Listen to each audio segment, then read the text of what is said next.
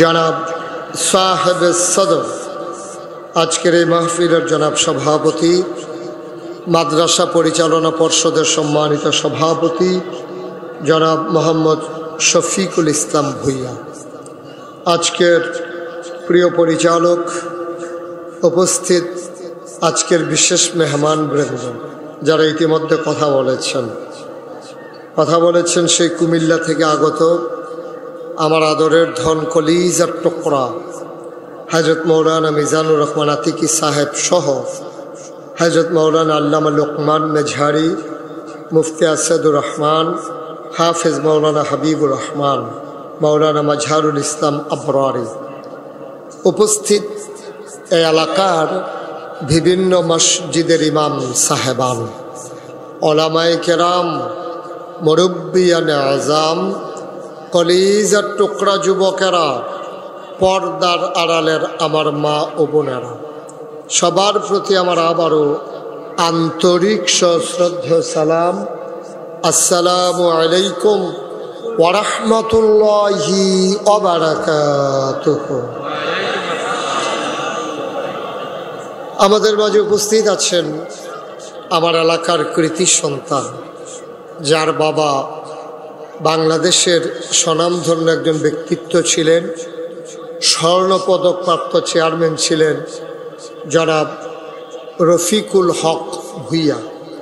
তারই সুযোগ্য সন্তান জনাব মোহাম্মদ আরিফুল হক ভূঁইয়া, যিনি সদস্য মজলিসে শুরা নাগাইশ দরবার শরীফ এবং অন্যান্য দিনদার আশিকিন মুহিব্বিন। দেখতে দেখতে ঘড়ির কাঁটা 10টা পার হয়ে গেছে। আমরা লম্বা সময় হয়তো কথা বলার সুযোগ পাব না। যতক্ষণ আপনাদের ধৈর্য কুলায় ততক্ষণ আমি চেষ্টা করব কিছু কথা বলার জন্যে। শুরুতে আল্লাহর কাছে দয়া চাই, আপনাদের কাছে দোয়া চাই। আল্লাহ যেন আমার মুখ দিয়ে সেই কথাগুলো বের করে দেন যেগুলো আমার জন্য দরকার এবং আপনাদের জন্য দরকার। সবাই পড়েন আমিন। বন্ধুগণ, মাহফিলের জন্য একটা অনুকূল পরিবেশ লাগে। এটার জন্য ডাইনে বামে যারা ওই গেটের কাছে আছেন, ওখানে প্রচুর আওয়াজ হচ্ছে। এই আওয়াজগুলো থামিয়ে দিতে হবে। এই পার্শ্বেও যারা দাঁড়িয়ে আছেন এবং এখানে যারা দাঁড়িয়ে আছেন, কথা বললে তো কথা শোনা যাবে না। সবাই মাছের মতো নিষ্পলক নয়নে, খরগোশের মতো কান খাড়া করে কথা শুনতে হবে ইনশাআল্লাহ। মাহফিলের মাঝ থেকে হাঁটাহাঁটি উঠাউঠি এটা আমি মোটেও পছন্দ করি না। আশা করি সোশ্যাল মিডিয়ার সুবাদে আপনারা সেই কথাটা অনেক আগেই জেনেছেন। সুতরাং আমরা পিন পতন নিস্তব্ধতার মাঝে কথা শুনব। সবাই একেবারে গভীর মনোযোগের সাথে আমরা আমাদের কথাগুলো ইনশাআল্লাহ গ্রহণ করে নেব। ওয়ামা তৌফিকি ইল্লা। যখন যেটা প্রশ্ন করি আপনারা সুন্দর করে জবাব দিতে হবে। মঞ্চে যারা আছেন, আমার ডাইনে বামে পিছনে এবং যারা সামনে আছেন, আমি যখন যেটা প্রশ্ন করি আওয়াজ দিবেন আস্তে না জুড়ে? দুই একজন না সবাই মিলে? দুই একবার না বারবার? বলেন সুবহানাল্লাহ। সবাই হইছে আওয়াজ? ওই যে ও এখানে বসে বসে খাইতেছে, ও কি দায়িত্ব আছে দেখেন। হ্যাঁ ছেলে, এটা খাওয়ার জায়গাটা? বলেন সুবহানাল্লাহ, বলেন আলহামদুলিল্লাহ, আল্লাহু আকবার। শুকরিয়া আদায় করলাম কার? করব কার? করে যাব কার? লস না লাভ? কম না বেশি? প্রমাণ আছে নাকি নাই? আমার আল্লাহ রাব্বুল আলামিন কোরআনুল কারীমে কত সুন্দর করে ওয়াজ করে বলেন, আল্লাহ বলেন লা ইন শাকারতুম লা আযীদান্নাকুম। ও দুনিয়ার মানুষ, নামত পেয়ে যদি শুকরিয়া আদায় করবে, যেই নামত পেয়ে শুকরিয়া আদায় করবে, শুকরিয়া আদায়ের কারণে ওই নামত আমার আল্লাহ আরো বহুত গুণে বাড়িয়ে দেবেন। বলেন সুবহানাল্লাহ। আমার আল্লাহ যা বলেন তা করেন নাকি করেন না? কম কম না বেশি বেশি? প্রমাণ আছে নাকি নাই? কোরআনুল কারিমে 30 পারায় সূরা বুরুজের শেষ অংশে আল্লাহ কত সুন্দর করে ওয়াজ করে দিলেন। আল্লাহ বলেন ফাআলুল লিমা ইউরিদ। আমার আল্লাহ এমন আল্লাহ, তার যা মন চায় ওই কাজটাকে আমার আল্লাহ বেশি বেশি করে দেন। বলেন সুবহানাল্লাহ।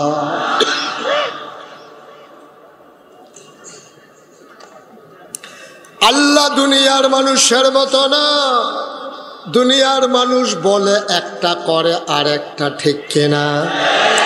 দুনিয়ার মানুষ বিপদে পড়লে একরকম, বিপদ দূর হয়ে গেলে আরেক রকম, অসুখে পড়লে একরকম, ভালো হয়ে গেলে আরেক রকম, নির্বাচনে দাঁড়াইলে একরকম, পাশ করার পরে আরেক রকম, ঠিক কিনা? দুনিয়ার মানুষ বলে একটা করে আর একটা, পালাই না পালাই না, 12টার পরে আর খুঁজে পাওয়া গেল না, ঠিক কিনা বলেন?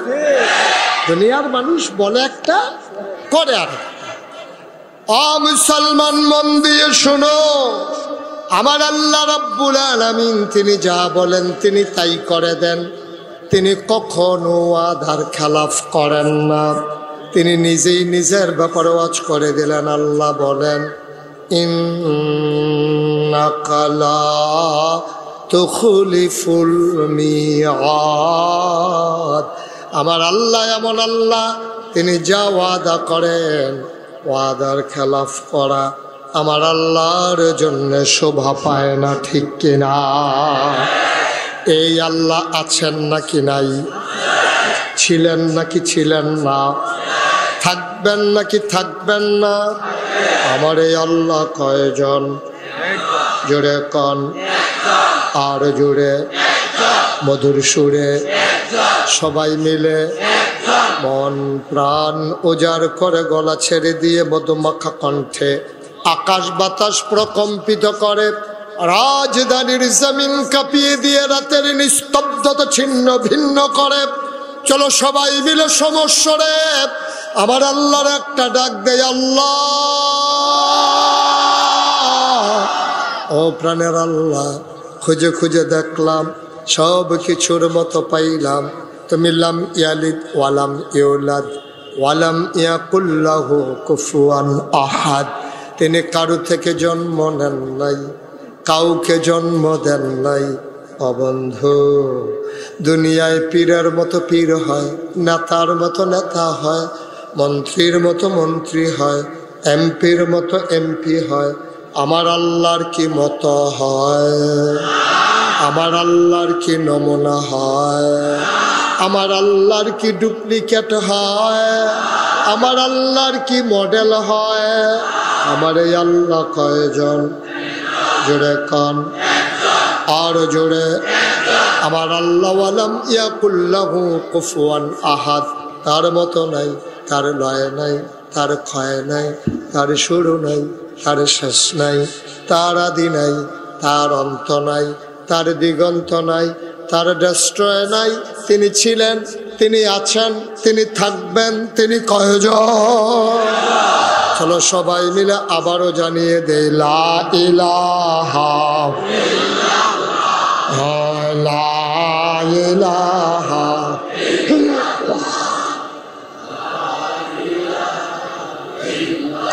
জোরে জোরে লা ইলাহা, আরো জোরে লা ইলাহা, মধুর সুরে লা ইলাহা, মাশাআল্লাহ লা ইলাহা।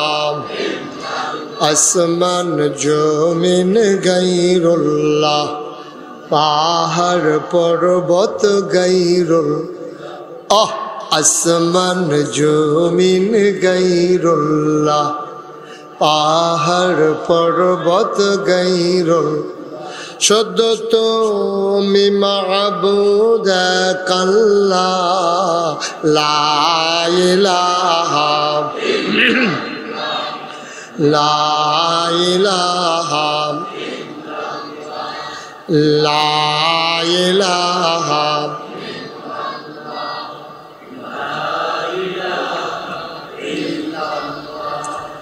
লা ইলাহা লা মাবুদা ইল্লাল্লাহ লা মাশুকা লা মওজুদা আলা মকসুদা জোরে জোরে লা ইলাহা আরো জোরে লা ইলাহা লা ইলাহা লা ইলাহা ইল্লাল্লাহ মুহাম্মাদুর রাসূলুল্লাহ সাল্লাল্লাহু আলাইহি ওয়াসাল্লাম। সবাই পড়েন আলহামদুলিল্লাহ। আমাদের মাঝে আজকে আরো একজন বড় মেহমান উপস্থিত হয়েছেন। আমাদের ধানমন্ডি তাকওয়া মসজিদের ইমাম হযরত মাওলানা মাকসুদুর রহমান মাহিরি, আমার এলাকার কৃতি সন্তান, তিনি এসে দৌড়ে দৌড়ে হাজির হয়েছেন। বন্ধুগণ, আমি এসে যতজনকে দেখেছি, যতজনকে চিনেছি, যতজনের নাম জানি, নাম নিতে গেলে তালিকা দীর্ঘ থেকে দীর্ঘতর হয়ে যাবে। আমরা সেজন্যে একেবারে মারদুদ শয়তান থেকে ফানাহ চেয়ে রাহমান রাহিমের নামে আমরা মূল আলোচনায় চলে যেতে চাই। কোরআনে ঢোকার আগে আমরা চলেন সবাই পড়ে নেই। আউযু বিল্লাহি মিনাশ শাইতানির রাজীম। বিসমিল্লাহির রাহমানির রাহিম। বিতাড়িত শয়তান থেকে ফানাহ চাই, যিনি রাহিম, যিনি রহমান, তার নামে শুরু করছি। বন্ধুরা আমার, ভাইরা আমার, আমার আল্লাহ রাব্বুল আলামিন এই দুনিয়ার ভিতরে মানুষ করে বানানোর পরে আপনাকে আমাকে এমনে এমনে ছেড়ে দেন নাই। কোন পথে গেলে জান্নাত, কোন পথে গেলে জাহান্নাম, কোন পথে গেলে লাভ আর কোন পথে গেলে লোকসান, কোন পথে ভালো, কোন পথে মন্দ, কোন পথে কল্যাণ, কোন পথে অকল্যাণ, কোন পথে শিরক বেদাত, কোন পথে তাওহীদ রিসালাত, কোন পথে কুফর আর কোন পথে ইসলাম জানানোর জন্যে যুগে যুগে মানুষদের মাঝ থেকে যাচাই করে বাছাই করে করুণা করে দয়া করে মায়া করে একদল উত্তম চরিত্রের মানুষ, যাদের জীবনে গুনাহ নাই, গুনাহ হওয়ার সম্ভাবনাও নাই, এমন একদল মানুষকে আমার আল্লাহ আমাদের জন্য নবী এবং রাসূল করে পাঠাইছে। বলেন সুবহানাল্লাহ। লক্ষ লক্ষ নবী আল্লাহ পাঠিয়েছেন। এই নবীদেরকে আল্লাহ এক একটা অনন্য বৈশিষ্ট্য দিয়েছেন, স্পেশাল কোয়ালিটি দিয়েছেন। শরীয়তের ভাষায় যারে কয় মুআজ্জাজা, এমন একজন নবী পাবেন না যেই নবীরে আল্লাহ এক একটা বৈশিষ্ট্য দেন নাই। এক একজনকে এক একটা উপাধিও দিয়েছেন। যেমন আদামু সফিউল্লাহ, আদামু সফিউল্লাহ, আবুল বাশার, নূহ আদমের সানি, ইব্রাহিম খলিলুল্লাহ, ইসমাইল জাবিউল্লাহ, মূসা কালিমুল্লাহ, ঈসা রূহুল্লাহ। সুলাইমান নবীরে দিলেন রাজত্ব, দাউদ নবীরে দিলেন সুন্দর কণ্ঠ, ইউসুফ নবীরে দিলেন সুন্দর চেহারা। স্বাভাবিকভাবে প্রশ্ন জাগে, সব নবীরে সব দিলেন, আমার নবীরে কি দিলেন জানতে মন চায় নাকি চায় না? আমার নবীর বিখ্যাত তিনটা উপাধি, তিনি ইমামুল মুরসালিন, তিনি খাতামান নবিয়্যিন, তিনি রাহমাতুল লিল আলামিন। এই তিনটা উপাধি এই দুনিয়াতে কোনো নবী এবং রাসূলের নাই। আমার নবী ইমামুল মুরসালিন, তিনি খাতামান নবিয়্যিন, তিনি রাহমাতুল লিল আলামিন।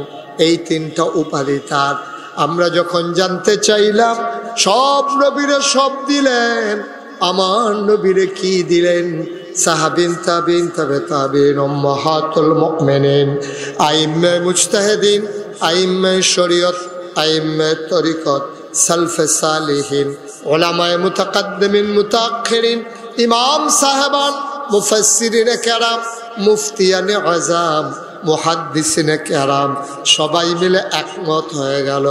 শোনো শোনো শোনো, 1,24,000 বলো আর 2,24,000 বলো, সকল নবী এবং রাসূল মিলে যা আমার নবীজি একা ইতা। সবাই মিলে যা আমার নবীজি একা ইতা। সুলাইমান নবীর রাজত্ব আমার নবীর আছে নাকি নাই? দাউদ নবীর সুন্দর কণ্ঠ আমার নবীর আছে নাকি নাই? ইউসুফ নবীর সুন্দর চেহারা আমার নবীর আছে নাকি নাই? মুসলমান, রাতের বেলা শান নামাজ পড়ে প্রচন্ড গরমের মাঝে আমার নবী চলে গেলেন আম্মাজান আয়েশা রাদিয়াল্লাহু তাআলা আনহার হুজরায়। নবীজি ডেকে বললেন, আয়েশা, প্রচন্ড ভ্যাপসা গরম, ও আয়েশা একটু স্বস্তির নিঃশ্বাস ফেলতে চাই, ঘরের আঙ্গিনায় খেজুর পাতার পাটি বিছাও। আম্মাজান আয়েশা আসন পেতে বসলেন। আল্লাহর নবী আম্মাজানের কোলে মাথা রেখে শুয়ে পড়লেন। আর চতুর্দশী পূর্ণিমার চাঁদ আকাশে হাসে, ফকফকা জ্যোৎস্না, আমার নবী শুয়ে আছেন মায়ের কোলে। আমার আম্মাজান আয়েশা আলতো করে কপাল টিপে দেয়, চুলের মাঝে বিলি কেটে দেয়। দূরের এক সাহাবা নবীর সাথে দেখা করার জন্য এসেছেন। তিনি চমকে উঠলেন, তিনি থমকে দাঁড়ালেন, তিনি আশ্চর্যান্বিত হয়ে গেলেন। তিনি অবাক বিস্ময়ে তাকিয়ে দেখলেন, একটা চাঁদ আকাশে হাসে, আরেকটা চাঁদ আম্মাজান কুলের ভিতরে শুয়ে আছে। তিনি একবার আকাশের চাঁদের দিকে তাকায়, আর একবার আম্মাজান আয়েশার কুলের দিকে তাকায়। তিনি বুঝতে চায়, তিনি কিংকর্তব্য বিমূঢ় হয়ে গেলেন, সিদ্ধান্ত নিতে পারছিলেন না আকাশের চাঁদ সুন্দর নাকি আম্মাজান আয়েশার কুলের চাঁদ সুন্দর। বারবার, একবার আকাশে, একবার জমিনে, আরেকবার আকাশে, আবার জমিনে, বারবার তিনি তাকাইতেছিলেন কোন চাঁদটা সুন্দর। অবশেষে তিনি রায় দিয়ে দিলেন। আনমনে তিনি বলে উঠলেন, ও মাওলা, তুমি সাক্ষী থাকো, আমার মন সাক্ষী দিয়েছে আকাশের চাঁদের চাইতে আমার মায়ের কোলে শোয়া আমার নবীজি আকাশের চাঁদের চাইতে আরো কোটি গুণ বেশি সুন্দর। বন্ধুরা আমার, ভাইরা আমার, এই নবীজি আল্লাহ তাবারক ওয়া তাআলা ১,৫০০ বছর আগে দুনিয়াতে পাঠিয়েছেন। ইন্তেকালের ৮১ দিন আগে, নবী যেদিন ইন্তেকাল করবেন তার ৮১ দিন আগে আল্লাহর নবী চলে গেলেন আরাফার ময়দানে, জাবালে রহমত পাহাড়ের কিনারে। যারা হজে গিয়েছেন সবার মোবাইলগুলো একটু দয়া করে রেখে দিতে হবে, একসাথে দুই কাজ হয় না। সবাই মোবাইলগুলো বন্ধ করে মাছের মতো নিষ্পলক নয়নে, খরগোশের মতো কান খাড়া করে কথা শুনতে হবে ইনশাআল্লাহ। ওই ছেলেটার মোবাইলটা বন্ধ করে দেন, মোবাইলটাই বন্ধ করে দেন, লাইট বন্ধ করার দরকার নেই। একসাথে দুই কাজ হয় না। আপনি যেহেতু ওয়াজ শুনতে এসেছেন, সবসময় তো আমাকে ইউটিউবেই দেখেছেন, ইউটিউবে আমরা দেখছেন, কে কে দেখি একটু হাত উঠান তো। মাশাআল্লাহ, আমি সারা দেখি সবাই দেখছে না। তো ইউটিউবে সবসময় দেখলেন, ইউটিউবে যেন দেখা না লাগে এই জন্যই তো বের হয়ে আসলাম। তো আসার পরেও যদি ইউটিউবেই তাকাই দিয়েছেন, তাইলে আর আমি বাইরে কী করতাম, আমি ভিতরে থাকতাম, এটাই ভালো আছিল। আমিন বলেন, জোরে বলেন, আরো জোরে। মুসলমান মন দিয়ে শোনো, গভীর মনোযোগ। যারা হজে গিয়েছেন তারা দেখেছেন আরাফার ময়দানে ছোট্ট একটা পাহাড় আছে, পাহাড়টার নাম জাবালে রহমত, রহমতের পাহাড়। আল্লাহর নবী বসে আছেন পাহাড়ের কিনারে পাদদেশে। গোধূলি লগ্ন পরন্ত বিকেল, সূর্য ডোবো ডোবো প্রায়। আমার নবী বসে আছেন উটের পিঠে। বলো সুবহানাল্লাহ। আলাদা নয়েজ যেন না হয়, মাইকটাকে আপনি ওভাবে বারবার ধরবেন না। আমি কিন্তু অনেক জায়গাত মাইকম্যান ফিসমোরা বান্ধিয়ে হতাই লইছি, কারণ এরা থাকলে গুতাগুতি করবো। আমি মাইকম্যানরে জিজ্ঞেছি, কি রে তোরা মাইকের কাছে বইয়ে বই এরকম করস কা? ওইটা তো সজাগ থাক না, স্বপ্নেও বিলেম নেই, তাহলে এরকম করে ঘুমের ভিতরে একবারে ফিক্সড করে দেন আওয়াজ। ইকোটা বন্ধ করে দেন, ইকো জিরো করে দেন, বেজ দেবেন না, শুধু মাইক স্মুথ করে আওয়াজটা দেন যেন মানুষ শুনতে মজা পায়। এখন বুস্টার দিয়ে রাখছেন না, বুস্টার বন্ধ করেন, বুস্টারও দেওয়ার দরকার নেই, শুধু আওয়াজটা দেন মধুর করে। ওই যে প্রতিধ্বনিতা হয়ে আসছে ওইটা যেন না হয়। আমিন কর, হয় নাই, ক্লিয়ার করেন।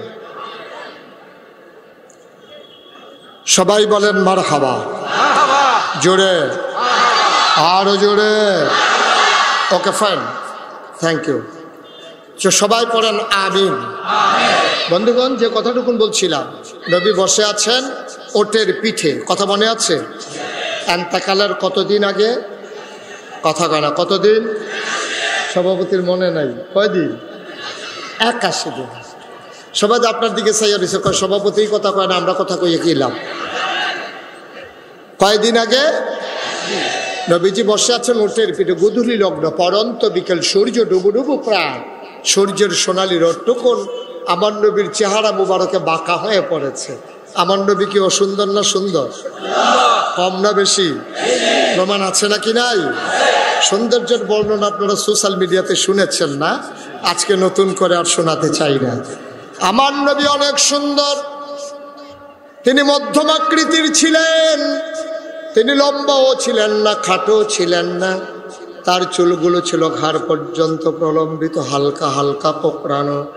তিনি চুলের ভিতরে তৈল দিয়ে যখন আছড়াতেন, সাহাবারা অবাক বিস্ময়ে তাকিয়ে দেখতেন। মনে হতো চুলের মাঝে যেন মৃদুমন্দ ঢেউ দেখা যায়। নবীর কপালটা ছিল চওড়া, ভ্রুগুলো ছিল তার জোড়া ভ্রু, চোখের পাতাগুলো ছিল গোলাপের পাপড়ির মতো। তিনি কখনো বা যখন চোখের পলক ফেলতেন, চোখের পাতাটা যখন দুলে উঠত, মনে হইতো মৃদুমন্দ বাতাসে গোলাপি রঙের এক একটা গোলাপ পাপড়ি যেন দোল খাইতেছে। আমার নবীর চোখের দুইটা অংশ, একটা কালো একটা সাদা। সাদা অংশ ছিল রক্তিম আবু সাদা, কালো অংশ ছিল নবীর কৃষ্ণ কালো। নবীর নাকটা ছিল খাড়া, ছিদ্রগুলো ছিল ছোট ছোট, ঠোঁটগুলো ছিল নবীর গোলাপি রঙের। ঠোঁটের উপরে ছিল চিকন সরগোফ। তিনি কখনো বা যখন মুচকি হাসতেন, ঠোঁট দুইটা যখন একটু ফাঁক হতো, অবাক বিস্ময়ে মানুষ তাকাইয়া দেখত, মনে হইতো গোটা পৃথিবীতে যেন বিজলি চমকাইছে। 1 মাস পরে সাহাবা কয়, বাবা গ্রিন রুট দিয়ে আমার নবী কি হেঁটে গেছেন নাকি? 1 মাস পরে ওই গ্রিন রোডে, কলা বাগানের পাশের রোডে মানুষজন জানতে চায়, এই রুট দিয়ে আমার নবী হেঁটে গেছেন নাকি? কয় তুমি কেমন করে বুঝলা? 1 মাস আগে আমার নবী হেঁটে গেছেন। সাহাবা চোখের পানি ছেড়ে দিয়ে কয়, 1 মাস আগে আমার নবী রাস্তা দিয়ে হেঁটে গেছেন, আর আজকে আমি সাহাবা 1 মাস পরেও রাস্তার মাঝে যেন নবীর গায়ের জান্নাতি গন্ধ পায়। নবী ভর দুপুরে ঘামতে ঘামতে যখন মায়েদের ঘরে যেতেন, কপালে মুক্তার দানার মতো ঘাম জমে যেত। মায়েরা বলতেন, গুস্তাকি মাফ কর দিজিয়ে, বেয়াদবি মাফ করবেন ইয়া রাসূলুল্লাহ, আপনি একটু চুপটি করে বসেন। আমার নবী বসতেন, মায়েরা ঘরের কোণা থেকে ছোট্ট শিশি বের করে আনতেন, সযত্নে কপালের ঘামগুলোতে শিশির ভিতরে ভরে রাখতেন, মুখ বন্ধ করে লুকিয়ে রাখতেন। ঈদ যখন আসতো, বিয়ে যখন হতো, ওই জমানো ঘামগুলো তারা আতর হিসাবে ব্যবহার করতেন। এই নবী বসে আছেন উটের পিঠে ইন্তেকালের কতদিন আগে? কথা কয় না, কতদিন আগে? 81 দিন আগে আমার নবী বসে আছেন উটের পিঠে, গুদুলি লগ্ন, ওই কপালের ভিতরে মুক্তার দানার মতো ঘাম জমে আছে, মনে হয় যেন সোনার মাঝে সোহাগা, সৌন্দর্য যেন কয়েক গুণ বাড়িয়ে দিল। সাহাবারা ছিল ওই মাঠে ওই দিন 1,25,000। সুবহানাল্লাহ। পুরা মাঠের ভিতরে 1,25,000 সাহাবা। কাছের সাহাবা যারা তারা দেখলেন আস্তে করে নবীকে নিয়ে ওটটা দাঁড়ানো, ওটটা বসে পড়েছে। নবীর চোখগুলো বড় বড় হয়ে গেছে, গাল হয়ে গেল লাল। সবাই অবাক বিস্ময়ে তাকিয়ে রইল। পরন্ত বিকেলে প্রচন্ড গরম নাই, নবী ঘেমে গেলেন কেন? চোখ বড় বড় হয়ে গেল কেন? গাল কেন হয়ে গেল লাল? সাহাবারা অবাক বিস্ময়ে তাকিয়ে আছে। এবার আল্লাহর নবী মুচকে হাসলেন। ওয়াহির মর্যাদা তোমরা বুঝো নাই। ওয়াহি যখন নাজিল হয়, ওয়াহির এত লোড সইতে পারে না, ওয়াহির এত পাওয়ার, এত ওজন। দাঁড়ানো উঠটা বসে বলল, কোরআনে আল্লাহ কয় লাউ আনজালনা হাযাল কুরআন আলা জাবাল জাবালিল লারাআইতাহু খাশিআম মুতাসাদ্দিআম মিন খাশিয়াতিল্লাহ। ওয়াহির এমন পাওয়ার, ওয়াহির এমন ওজন, পাহাড় পর্যন্ত তার ওজন সইতে পারে না। ওরটা যখন বসে পড়ল, আল্লাহ নবী দাঁড়ালেন, মুচকি হাসলেন। মাঠের ভিতরে লোকের সংখ্যা কত? উনি কইতেছে সবার যেই মত ওনারও সেই মত। কই তুই বলো কত? 1,25,000 সাহাবা। কোনো সাউন্ড সিস্টেম ছিল না, কোনো সাউন্ড বক্স ছিল না, কোনো সাউন্ড সিস্টেম নাই, বানানো গল্প না, মুখরোচক ইতিহাস না। আমার নবী একটা ডাক দিলেন। সাহাবারা পরে কয় সামনের মানুষটা নবীর ডাকটা যেমনে শুনেছি, ওই 1,25,000 সাহাবা একেবারে পিছনের মানুষটাও একরকম তারা শুনেছে। স্পেশাল কোয়ালিটি, এটা নবীর মুআজিজা। সুবহানাল্লাহ বলবেন না? 1,25,000 সাহাবা সবাই একরকম শুনলেন। নবী ডাক দিয়া বললেন, শোনো শোনো শোনো, এই মাত্র একটা আয়াত নাজিল হয়েছে, তোমরা কি আয়াতটা শুনতে চাও? সাহাবারা কই ইয়া রাসূলুল্লাহ, আপনি যদি দয়া করে শোনান। আবার আল্লাহর নবী বললেন, শোনো, আল ইয়াউমা আকমালতু লাকুম দীনাকুম ওয়া আতমামতু আলাইকুম নি'মাতি ওয়া রাদিতু লাকুমুল ইসলাম দীনা। সুবহানাল্লাহ। কয় না? আল্লাহ ডেকে কয়, নবী গো আপনি বলে দেন, আল ইয়াউমা, আজকের এই দিনে। দিনটা ছিল কতদিন আগে? দিনটা ছিল ইয়াউমুল আরাফা, ইয়াউমুল জুমআ, দিনটা ছিল শুক্রবার, দিনটা ছিল জুমার দিন, দিনটা ছিল আরাফার দিন। ও মুসলমান, আল্লাহর নবী কয় আল ইয়াউমা আকমালতু লাকুম, আজকের এই দিনে আমি আল্লাহ পরিপূর্ণ করে দিলাম তোমাদের জন্য দীনাকুম, তোমাদের ধর্ম, ওয়া আতমামতু আলাইকুম নি'মাতি, তোমাদের জন্য আমি নিয়ামত যথেষ্ট করে দিলাম, ওয়া রাদিতু লাকুমুল ইসলাম দীনা, আর তোমাদের জন্য মনোনীত একটা ধর্ম দিলাম, ধর্মের নাম হলো ইসলাম। বলো সুবহানাল্লাহ। বাচ্চাটা কি আওয়াজ করে? আপনারা কেউ শুনেন না? যে আওয়াজ করতেছে কেউ শুনেন না আপনারা? আমি এখান থেকে শুনে আপনি পাশ থেকে কি করতেছেন? আহা, খারাপ তো আসলে বেশি না, দুষ্ট খারাপ যেটাই বলেন, খারাপ কিন্তু সংখ্যা একেবারে কম। কিন্তু আমরা ভালো মানুষগুলো খারাপ দেখার পরে যে প্রতিবাদ করি না, এটাই হচ্ছে সবচেয়ে বড় ক্রাইসিস এই বাংলাদেশে। আর নাইলে এত খারাপের কিচ্ছু ছিল না।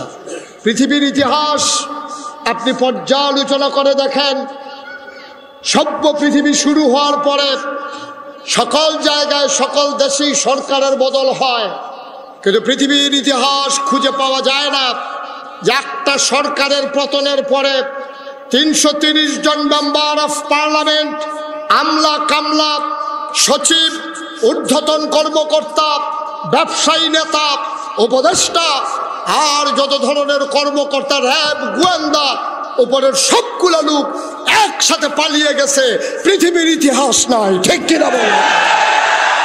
একটাই কারণ, আমরা বারবার বলেছিলাম এভাবে হয় না, এভাবে করে না, এভাবে করতে গেলে ভবিষ্যৎ ভালো হয় না।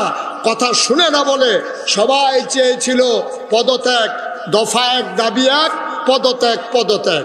যত আলেম, যত রাজনৈতিক নেতৃবৃন্দ, বৈষম্য বিরোধী ছাত্র আন্দোলন সবাই চেয়েছে পদত্যাগ। আল্লাহ বলছেন না, পদত্যাগে হবে না, দফা এক দাবি এক, দেশ ত্যাগ, দেশ ত্যাগ, ঠিক কিনা বল? এই খেলা কার? কথা কয় না কার? যতদিন বাংলাদেশের 18 কোটি মানুষ সাদাকে সাদা বলতে না পারবে, কালোকে কালো বলতে না পারবে, তেলকে তেল বলতে না পারবে, পানিকে পানি বলতে না পারবে, রাতকে রাত না বলতে পারবে, দিনকে দিন বলতে না পারবে, যতদিন পর্যন্ত অন্যায় আশ্রয় প্রশ্রয় দিয়ে তিল তিল করে লালন করবে, এই বাংলাদেশ বারবার রক্ত দেবে, বারবার জীবন দেবে। বাংলার সূর্যাকাশে, বাংলার ভাগ্যাকাশে কখনো রক্তিম সূর্য দেখা দেবে না যতদিন অন্যায়ের প্রতিবাদ করা না যাবে, ঠিক কিনা বলো? সুতরাং যেখানেই সমস্যা দেখবেন, সাথে এই যে এই সমস্যা কি, এই যে এটা কি কইয়া ডাক দেওয়া যাবে, এটা তো কও যাইব না। আসি বড় বিপদে, ওখানে ঘুরে জায়গায় যাইতে বলেন। এই যে কালা কালা চশমা, ওইদিকে আসেন। একটা লোক উঠবেন না, দোকানটা খুইলেও সারছি না, কয় বাকি দেন। মাত্র ওয়াজ শুরু, মনে করেন এত তাড়াতাড়ি সাইডে দিতেছে, মিনিমাম 3-4 ঘন্টা লাগার সম্ভাবনা আছে। এমন আছে ফজরের আজানও দিতে পারে। সভাপতির বোধহয় হুশ নাই, যদি ফজরের আজান পর্যন্ত হ্যাঁ এই তাহা লাগে অফিসে যাবো কোন সময়। ইনশাআল্লাহ সবাই পড়ে আমিন, জোরে পড়ে আমিন। হেনির লোক তো, হেনির লোক, এই জন্য রাজি আছে আর কি। হ্যাঁ, সবাই বলেন মারহাবা। যে কথাটুকুন বলছিলাম, আল্লাহ বলছেন আল-ইয়াওমা আকমালতু লাকুম দীনাকুম ওয়া আতমামতু আলাইকুম নি'মাতি ওয়া রাদিতু লাকুমুল ইসলাম দীনা। তাইলে আমরা সবাই একমত হয়ে যাই, আমাদের রব কে? আল্লাহ। দিন কি? নবী মুহাম্মদুর সাল্লাল্লাহু। এজন্য আমরা মাগরিবের পরে, ফজরের পরে ওজিফা আদায় করি, রাদিতু বিল্লাহি রাব্বাও ওয়া বিল ইসলাম দীনাও ওয়া বিমুহাম্মাদিন সাল্লাল্লাহু আলাইহি ওয়াসাল্লাম নাবিয়্যাও ওয়া রাসূলা সাল্লাল্লাহু। সবাই পড়ে না আমিন। তাহলে দিন কি অপূর্ণ না পরিপূর্ণ? সবাই বলতে হবে, জবাব দিবেন পার্টিসিপেট মূলক। এখানে গিভ অ্যান্ড টেক, দেওয়া নেওয়া, চাওয়া পাওয়া, লেনদেন, আদান প্রদান। শুধু এক চিঠি আমি ওয়াজ করবো, আপনি চুপ করে থাকেন, হবে না। আমি ওয়াজ দেব, আপনি সুবহানাল্লাহ দেবেন। আমি বলবো ঠিক কিনা, আপনি বলবেন ঠিক। তাইলে তো এই পার্টিসিপেট হয়ে গেল, অংশগ্রহণমূলক হয়ে গেল, গিভ অ্যান্ড টেক হয়ে গেল। লা ইন শাকারতুম লা আযীদান্নাকুম, নিয়ামত বাড়াই দেব, তবে শুকরিয়া আদায় করো। আমিও বলি ওয়াজ দেব, তবে সুবহানাল্লাহ বড় বড় করে বলো। বলেন সুবহানাল্লাহ। আল্লাহ যেন তৌফিক দান করে, সবাই পড়ে আমিন। আওয়াজ কি আসতে হবে না জোরে হবে? বলিষ্ঠতার সাথে আওয়াজ হবে। আস্তে আওয়াজের দিন তো শেষ। আস্তে আওয়াজের দিন কি এখন আর আছে? এখন যার যত জোর আছে জোর দিতেই থাকবেন, আল্লাহ যা করে করবে ইনশাআল্লাহ। আবার এই জোর ঘরে গিয়ে দেওয়ার দরকার নয়, যেখানে দরকার সেখানে আমিন কর। তাইলে প্রমাণ হয়ে গেল ইসলাম কি অপূর্ণ না পরিপূর্ণ? পরিপূর্ণ মানে তো ঢাকার মানুষ বুঝার কথা। আরো সহজ করে বুঝাই, এই যে বোতলটা আমি পানিটা নাড়তেছি, নড়ে, তাইলে বুঝে গেল এখানে এখনো একটু কম আছে। তাইলে একেবারে পরিপূর্ণ তাকমিল মানে কি? আমি মুখটা খোলার সাথে সাথে দেখবো সমান সমান। এই সমান সমান পানি থেকে আমি যদি এক ঢুক পানি খেয়ে ফেলি, তাইলে কি সমান থাকবে না কমে যাবে?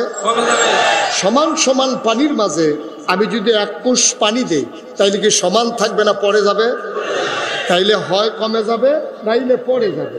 সমান সমান মানে হচ্ছে আল-ইয়াওমা আকমালতু লাকুম, অর্থাৎ একেবারে সমান সমান, কমও নাই বেশিও নাই। এটার নাম হচ্ছে ইসলাম। সুবহানাল্লাহ বলবেন না? জোরে বলবেন না সুবহানাল্লাহ? তাইলে আমরা যদি মনে করি ইসলাম মানে পরিপূর্ণ, এখন আজকে 21 শতাব্দীর সূচনা লগ্নে গোটা বিশ্বকে যখন বলা হচ্ছে কম্পিউটারাইজড, গোটা বিশ্বকে যখন বলা হচ্ছে গ্লোবাল ভিলেজ, আমরা তখন দেখতে পাই কি আমার এই ইসলাম নিয়ে তামাশা শুরু হয়েছে। কেউ এটারে কমাইছে, কেউ এটারে বাড়াইছে, ঠিক কিনা বলেন? কেউ কমাইছে, কেউ বাড়াইছে। মনে রাখবা, এটারে কমানোও যাবে না, বাড়ানোও যাবে না। ১,৫০০ বছর আগে আমার নবী যে ইসলাম এনেছেন, মন চাইলে, মানতে চাইলে তুমি সেই ইসলাম মানতে হবে। কমানোও যাবে না, বাড়ানোও যাবে না। মনে রাখবা, তোমার মন মতো ইসলাম হবে না, ইসলামের মন মতো তোমাকে হইতে হবে, ঠিক কিনা? আমরা যার যার মন মতো ইসলাম বানাইতে চাই, হবে না তো। কারণ ইসলাম তো পরিপূর্ণ। এখন ইসলামের সাথে কোনো কিছু মিশানোও যাবে না। আমি যার ঘরে বসে খাইলাম, কি নাম? রাকিব, আমার আদরের, আমার কলিজার টুকরা রাকিব। ওর ঘরে যখন আমি ঢুকলাম, মনে করেন আমি গিয়ে বললাম, রাকিব আমাকে তাড়াতাড়ি এক গ্লাস পানি দেন দেখি। তো রাকিব ভিতর বাড়িতে গেছে পানি আনার জন্য অন্দরমহলে। তার বেডরুমে যখন তার স্ত্রীর কাছে গেছে, তার স্ত্রী বলতেছে পানি নেন কার জন্য? বলছে যে নাগাইশ কুমিল্লার পীর সাহেব হুজুর যে আসছে, মুশতাক ফৈজি হুজুর, উনি পানি চাইছে, পানি নিতেছি। তো রাকিবের ওয়াইফ দিছে ধমক, হ্যাঁ পানি চাইছে বলে পানি দিবেন? হুজুর কি সারা জীবন আমাদের বাসায় এসে বসে থাকে নাকি? হুজুর পানি চাইছে বলে কি হয়েছে? ঘরের ভিতরে ট্যাং আছে, একটু ট্যাং দেন।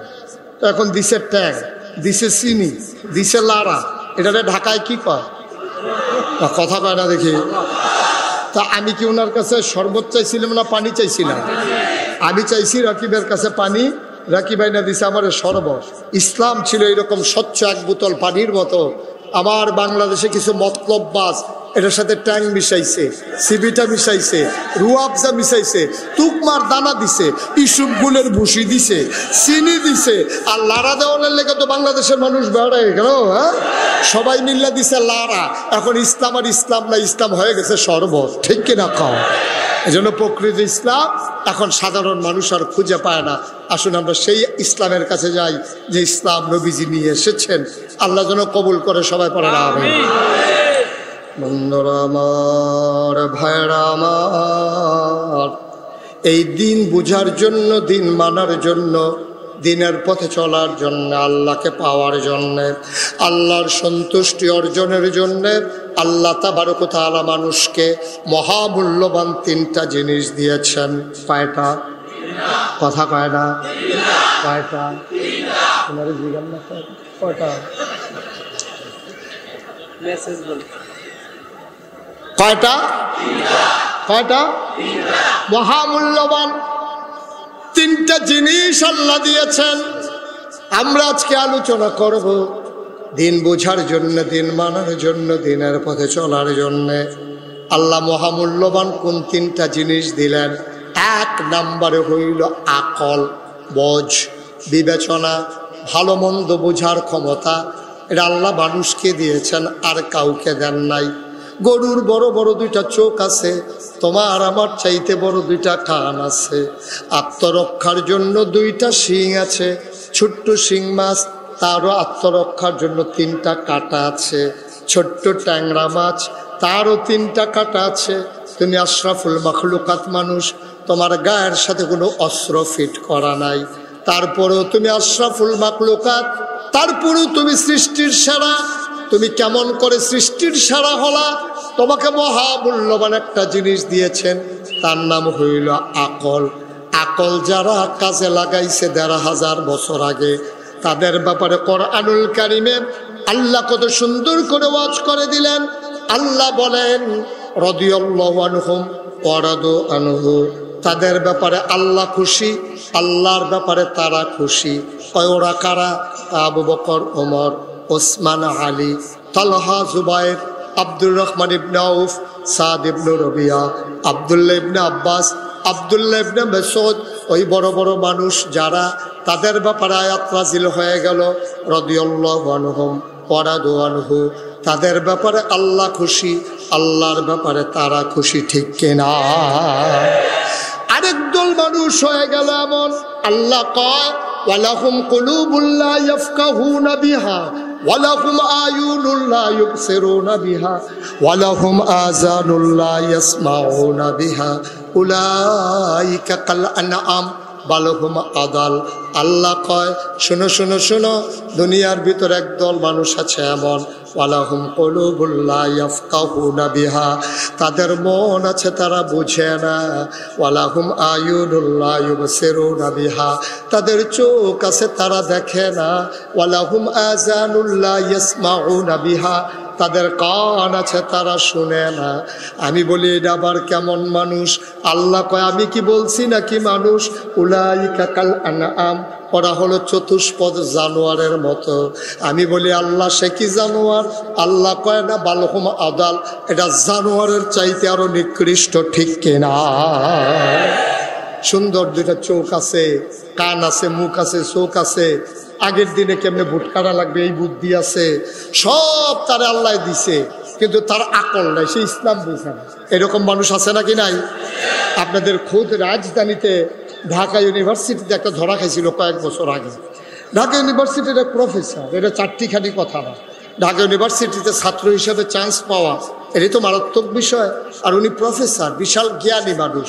এই ঢাকা ইউনিভার্সিটির প্রফেসর, সে অটো ড্রাইভার না, সে সিএনজি চালায় না, সে অনেক জ্ঞানী মানুষ। সেই লোকটা কি বলছে জানেন? যে এই দেশে ৯২% লোক মুসলমান, এই দেশের ভিতরে ঢাকা রাজধানীতে শীততাপ নিয়ন্ত্রিত কক্ষে বসে পুলিশ পাহারায় ঢাকা ইউনিভার্সিটির প্রফেসর বলে দিয়েছে যেই সব মেয়েরা পর্দা করে, খুব খেয়াল করে, যেই সব মেয়েরা পর্দা করে, বোরকা পরে, হিজাব লাগায়, নেকাব পরে, ওই সব মেয়েরা কোনো একটা মহিলা মাদ্রাসায় ভর্তি হয়ে গেলেই হয়, এই সব মাদ্রাসা, এই মেয়েরা ঢাকা ইউনিভার্সিটিতে আসার দরকার নাই। আপনারা কি মানেন? কথা কেনা মানেন? মনে করেন আমাদের ইমাম সাহেব হুজুরের মেয়ে মেধাবী, সে ভালো রেজাল্ট করেছে, গোল্ডেন A+ পেয়েছে ম্যাট্রিকে, ইন্টারমিডিয়েটে, সে ঢাকা ইউনিভার্সিটিতে চান্স পাইল। তো ইমাম সাহেব হুজুরের মেয়ে পর্দা করে, এই জন্য ঢাকা ইউনিভার্সিটিতে পড়তে পারবে না। কথা বলেন না কেন? পারবে না? ঢাকা ইউনিভার্সিটিতে পড়ার অধিকারী মেয়েটার নাই। যেহেতু পর্দা করে, ঢাকা ইউনিভার্সিটির প্রফেসর প্রকাশ্য দিবালোকে সেমিনার সিম্পোজিয়ামের নাম দিয়ে সবার সামনে বলেছে যারা পর্দা করে ঢাকা ইউনিভার্সিটিতে পড়ার দরকার নাই, কারণ পর্দা সেকেলে একটা পোশাক, তারা একেলেতে আছে, তারা অনেক দূর এগিয়ে গেছে, তারা সুন্দর করে পৃথিবীকে সাজিয়ে নিচ্ছে। সুতরাং এই জমানায় এসে এই বুরকা দিয়া হেজাব দিয়া মুখ ঢেকে রাখবে, তার ঢাকা ইউনিভার্সিটিতে পড়ার দরকার নাই। আমি বলেছি প্রফেসর তুমি জানো না ঢাকা ইউনিভার্সিটি যেই জমিনের উপরে হয়েছে এই জমিন মুসলমানের জমিন, ঠিক কিনা বলো? ঢাকা ইউনিভার্সিটি যাদের অর্থে হয়েছে ওরা মুসলমানের সন্তান। এই ঢাকা ইউনিভার্সিটির যাদের শিক্ষক, প্রফেসর, প্রভিসি, ডিন, ভিসি, তাদের যেই বেতন হয় আবার আপনার রক্তের টাকায় তাদের বেতন হয়, ঠিক কিনা বলো? সেই ঢাকা ইউনিভার্সিটিতে বসে বসে ৯২% লোক মুসলমানের দেশে, যেই দেশের রাজধানীকেই বলা হয় মসজিদের শহর, যেই দেশে নেংটির বদলে হক্কানি পীর মাশায়েখেরা মানুষদেরকে লুঙ্গি পরা শিখিয়েছে, হরে রামের জায়গায় কলমা পড়তে শিখিয়েছে, শ্রীর বদলে মোহাম্মদ লিখতে শিখিয়েছে, আজানের পরে আশার নামাজ পড়ে, যেই দেশে দুরুদ পড়তে পড়তে মানুষ ঘুমোতে যায়, যেই দেশে ফজরের আজান পড়লে আবার ঘুম ভাঙে, সেই মুসলমানের দেশে রাজধানীতে শীততাপ নিয়ন্ত্রিত কক্ষে বসে পুলিশ পাহারায় ইসলামের ফরজ বিধান পর্দার বিরুদ্ধে কথা বলা সহজ, পারলে খোলা বাগানের জমিনে এসে বলো, পিঠের চামড়া নিয়ে যাওয়া যাবে না।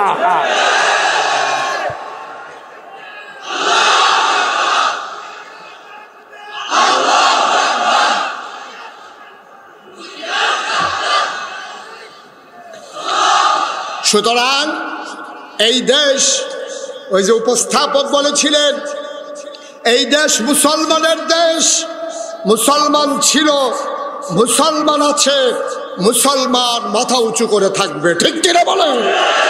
ইচ্ছে করলেই এটা কচুরি পানা না যে আপনি গরু লাগাইয়ে খাওয়াই ফেলবেন, এটা সমুদ্রের ফেনা না যে বাতাসের সাথে মিশে যাবে। মুসলমানের শিকড় ৭ জমিনের নিচে, আর মুসলমানের ডালাপালা ৭ আকাশের উপরে, ঠিক কিনা বলো? সুতরাং মুসলমানের দিকে চোখ রাঙ্গাইতে একটু হিসাব করে চোখ রাঙ্গানো লাগে। আমরা দেখেছি ভারতের মিডিয়াগুলো, social media, print media, electronics media, আমরা দেখেছি আজগবি তথ্যের মাধ্যমে সত্যকে গোপন করে মিথ্যার আশ্রয় নিয়ে ওই ভারতীয় হিন্দু সেই সরকার আছে, উগ্র হিন্দু সরকার, ওরা বাংলাদেশের ভিতরে বুঝাতে চায় বাংলাদেশের ভিতরে দাঙ্গা, বাংলাদেশের ভিতরে হিন্দুরা শান্তিতে নাই, বাংলাদেশের ভিতরে হিন্দুরা বড় নির্যাতনের মুখে আছে। আমি বলেছি 5ই আগস্টের পরে আমি মুশতাক ফয়েজি 6 তারিখে ডিসি সাহেবের সাথে মিটিং করেছি, কুমিল্লা এসপি সাহেবের সাথে কথা বলেছি, সদরের টিউনুর সাথে, ব্রাহ্মণপাড়ার টিউনুর সাথে কথা বলে আমরা এনশিওর করেছি যে কুমিল্লা শহরে আমরা বেঁচে থাকতে কোনো মন্দিরের দিকে কাউকে চোখ তুলেও তাকাতে দেব না, আমরা দেইও নাই। ঠিক কিনা বলেন?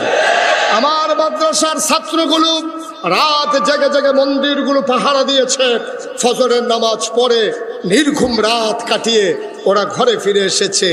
আমরা আর বদলা পেয়েছি। আমরা তোমাদের মন্দিরগুলো পাহারা দিলাম, তোমাদের দোকানগুলো পাহারা দিলাম, তোমাদের জীবনের নিরাপত্তা নিশ্চিত করলাম। আর প্রকাশ্য দিবালুকে চট্টগ্রামের আদালতে তোমরা হিন্দুরা, ইসকনের সদস্যরা, তোমরা দাদিয়া কুপাইয়া আমার সাইফুল ইসলাম আলিফকে তোমরা হত্যা করেছো। ঠিক কিনা বলো? বিনিময় আমরা এটাই পেয়েছি।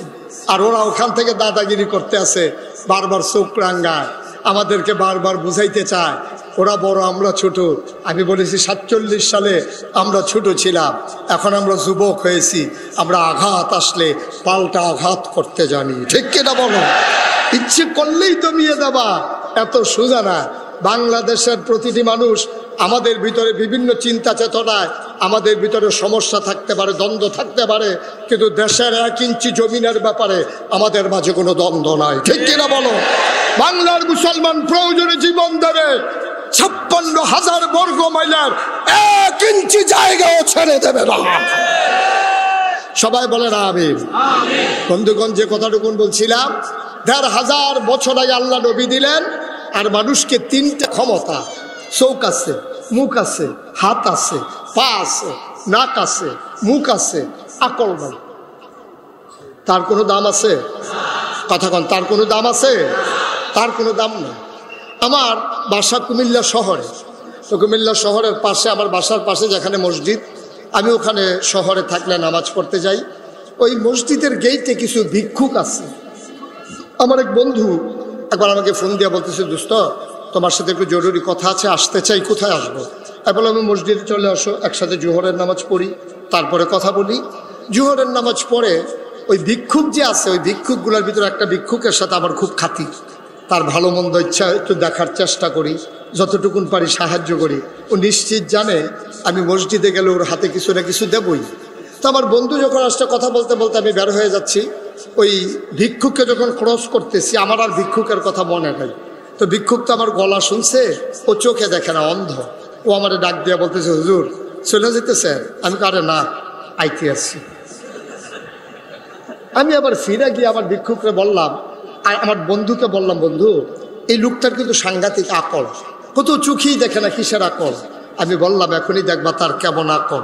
আমি তারে একটা 10 টাকার নোট আমি ভিক্ষুকের হাতে দিলাম, দিয়া বললাম যে আজকে তো আমার মন ভালো, আমার বন্ধু আসছে, এজন্য তোমার 100 টাকার একটা নোট দিলাম।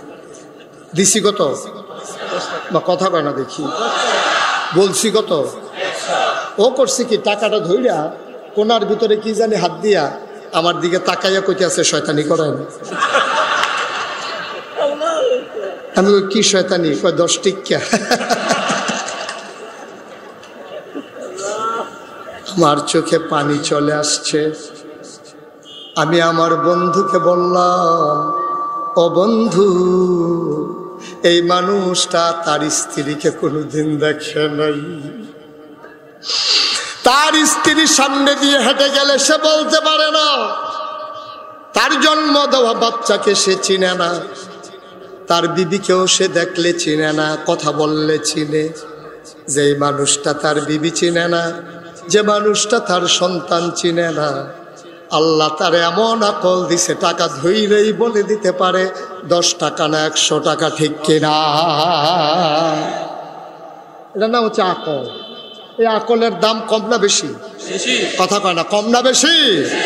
আকলের সাংঘাতিক দাম, মহামূল্যবান জিনিস আকল। তাহলে কয়টা জিনিস না আল্লাহ দিছে? 2 নাম্বার, আল্লাহ যে মহামূল্যবান জিনিস দিলেন তার নাম হইল কোরআনুল কারীম। সুবহানাল্লাহ বলবেন না? এই কোরআনের ভিতরে 500 আয়াত আছে যেইগুলো হুকুমের আয়াত।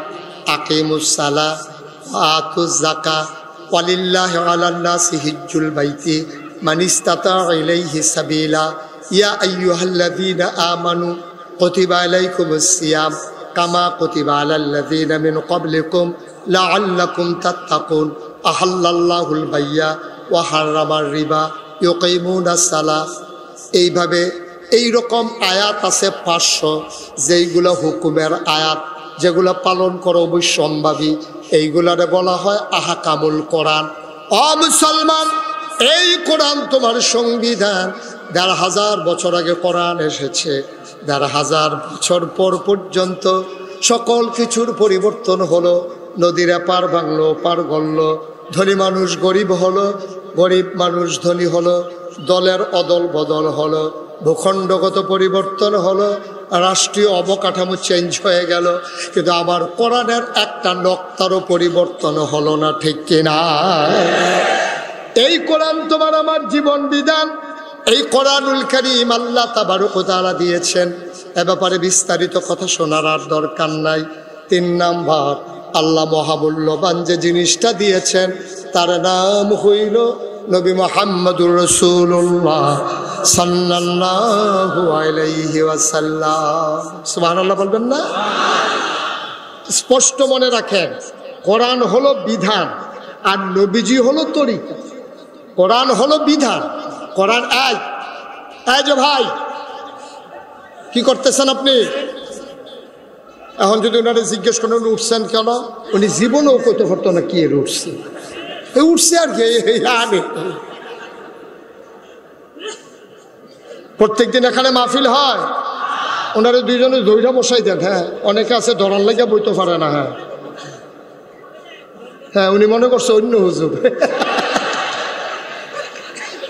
সিফা দিয়া বইয়া থার উডে।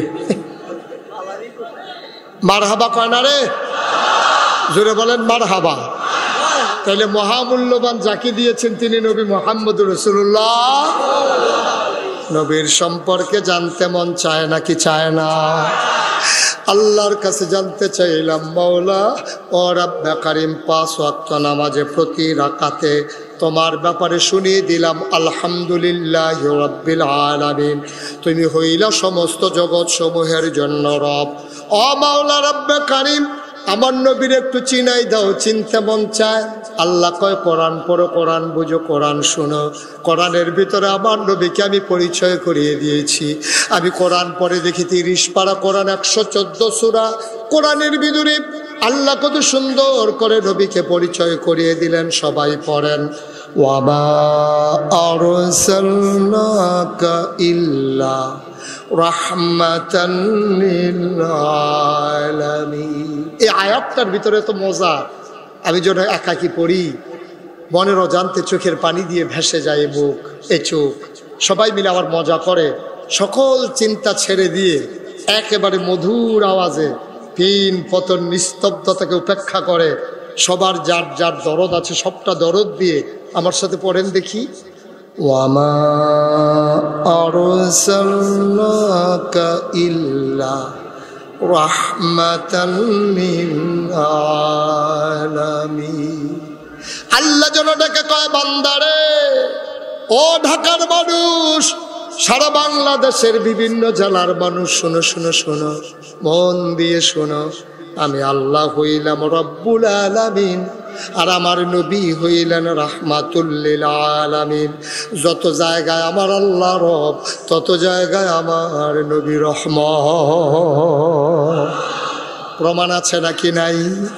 কোরআনুল কারীমে আরো সুন্দর করে আল্লাহ ওয়াজ করে দিলেন, ফাবিমা রাহমাতিম মিনাল্লাহ ফাবিমা রাহমাতিম মিনাল্লাহি লিনতা লাহুম ওয়ালাউ কুনতা ফাজ্জান গালিজাল কলব লানফাদ্দু মিন হাওলিক ফাআফু আনহুম واستغفر لهم وشاورهم في الأمر فإذا عزمت فتوكل على الله إن الله يحب المتوكلين আল্লাহ ডাকা ডাকা কয় শোনো শোনো শোনো ফাবিমা রাহমাতিন মিনাল্লাহ আল্লাহর পক্ষ থেকে নবী গো আল্লাহর রহমত দিয়া সবচেয়ে বড় রহমত লিনতালাহুম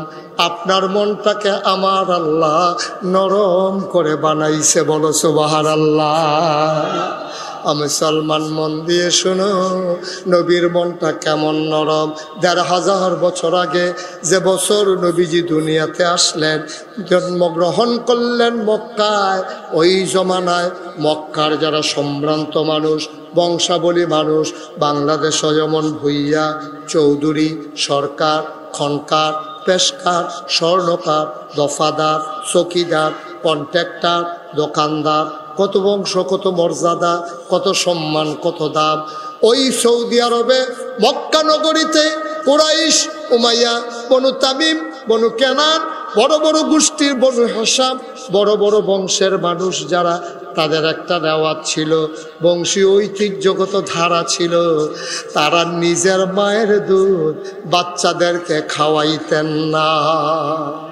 খুব খেয়াল করে শুনতে হবে আমরা মূল ওয়াজের ভিতরে চলে আসছি একেবারে চিকন কথা এসে পড়তে আসি গভীর মনোযোগ আছে তো সবার কোনো সমস্যা নাই তো ইনশাআল্লাহ সাহসিকতার সাথে এগিয়ে যাওয়া যাবে ইনশাআল্লাহ কাফাকাফি বন্ধ কত তো আরেকটা মনে পড়ছে এটা কইলাম কইলে আর আইনা নাই না মার হাবা কয় না রে পরীক্ষার হলে যে ছাত্র গেছে পরীক্ষা দিত তো পরীক্ষা দিতে গিয়া বৈশা বৈশা কাঁপতে আসে তো ফ্লোর হইলো ফাঁকা বেঞ্চ হইলো কাঠের তখন কাঠের বেঞ্চে বৈশা ফ্লোরের ভিতরে পাকার ভিতরে যখন কাঁপতে আসে তো বেঞ্চ তো লড়ে ঠট্টর ঠট্টর করে আওয়াজ হইতে আছে হ্যাট স্যার আওয়াজ শুনে দৌড়ে গেছে গিয়ে দেখে কাঁপতে আসে স্যারে কয় কাঁপো কেন কয় স্যার কাঁফি না স্যার করি দেখি তোমার কাঁপার আওয়াজ শুনে আমি এলাম তুমি কেউ কাঁপতেছো না কয় স্যার কাঁফি না স্যার করি দেখি তুমি না কাঁপতে আসো এখনো কয় জি না স্যার কারণ তোমার কত তো কাফে কয় স্যার কাফের কি দেখছেন স্যারকে এমনি কাফনের পরে আবার কাফা দেহার বাহির হইছে হ্যাঁ করছে কি কাফা থামানোর জন্য সামনের বেঞ্চে হাত রাইখা নিচের বেঞ্চে শক্ত করে বইছে এখন বোয়ারটাও কাফে ধরারটাও কাফে স্যারকারে বিপদে পড়ে গেলাম দেখি এটারে লইয়া তো আরেক জ্বালায় না দেখি আরে তুমি কি শুরু করছো কয় স্যার কাফি না স্যার স্যারের গাড়ি তোমার দুইটাই তো কাঁপতে আছে কয় স্যার কাফা তখনও শুরু হয়েছে না স্যার কয় কাফা শুরু হইবে কোন সময় কয় স্যার প্রশ্নটা হাতে দিলে না দেখবেন কাফা কারে কয় আমরা কি কাফাকাফি শুরু হইতে আছে নাকি কাফার জায়গা আইতে আছে পরে কাঁপবেন ধৈর্য ধরে শক্ত হইয়া বসে যারা বেশি কাফার সমস্যা আছে তারা বাসের লোকে দৌড়া বইয়ের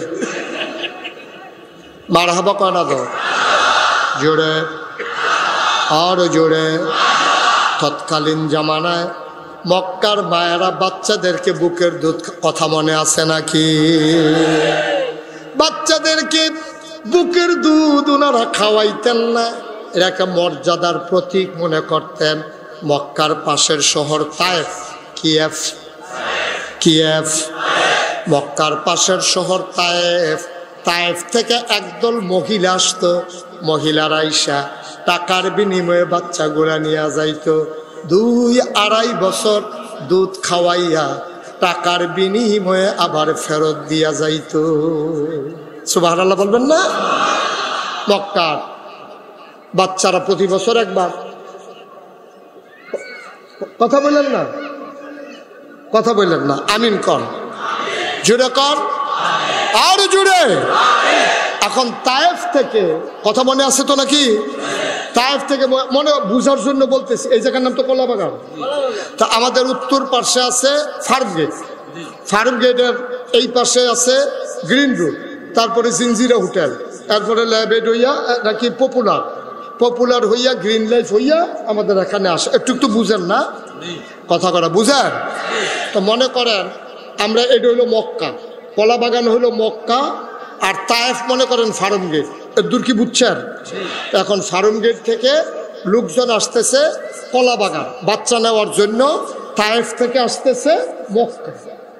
তায়েফ থেকে যখন রওনা করছে একদল মহিলা, কিছু দূর আসার পরে একজন মহিলা হারাই গেছে, নাই। একজন মহিলা চিৎকার করে বলতেছে, এই একজন তো নাই। কয় কে নাই? আমার সাথেই তো ছিল। আরে নাম কও। ওনার নাম হালিমা। সুবহানাল্লাহ বলবেন না?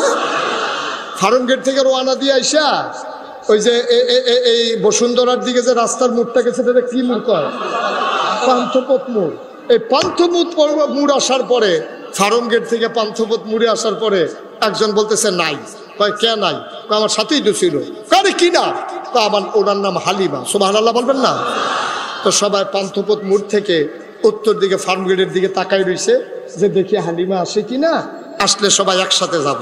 তো অনেকক্ষণ দাঁড়াই থাকার পরে যখন হালিমা আসে না, তো সবাই মন্তব্য করতেছে, হালিমা তো গরিব মানুষ, ওটটা তার দুর্বল, আবার উটের উপরে উঠছে 3 জন। কয়জন হুজুর? কয়জন? 3 জন। এই 3 জন উঠছে, হালিমা, হালিমার স্বামী আর হালিমার যে বাচ্চা, ওটার নাম হলো আব্দুল্লাহ। সুবহানাল্লাহ বলবেন না? 3 জন উঠছে। তো এমনি উট দুর্বল, এমনি গাড়ি হলো দুর্বল, মাঝে মাঝে স্টার্ট বন্ধ হইয়া যায়। এটার ভিতরে আবার ছাদের উপরে 2 জনে উঠছে। তো এই গাড়ি যে ব্রাস্ট হয়েছে না, এটা তো ভাগ্য বলো। আর হালিমার উট আসে না। তো সবাই বলতেছে হালিমার উট বোধহয় শুয়ে গেছে, এটা বোধহয় আর সন্ধ্যার আগে আসবে না, চলো আমরা চলে যাই।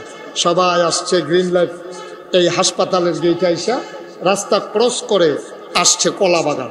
কলা বাগান ঢুইকা দেখছে যে কে সচিব, কে আমলা, কে ঊর্ধ্বতন কর্মকর্তা, কারা কোন বাসা সবাই তো চিনে।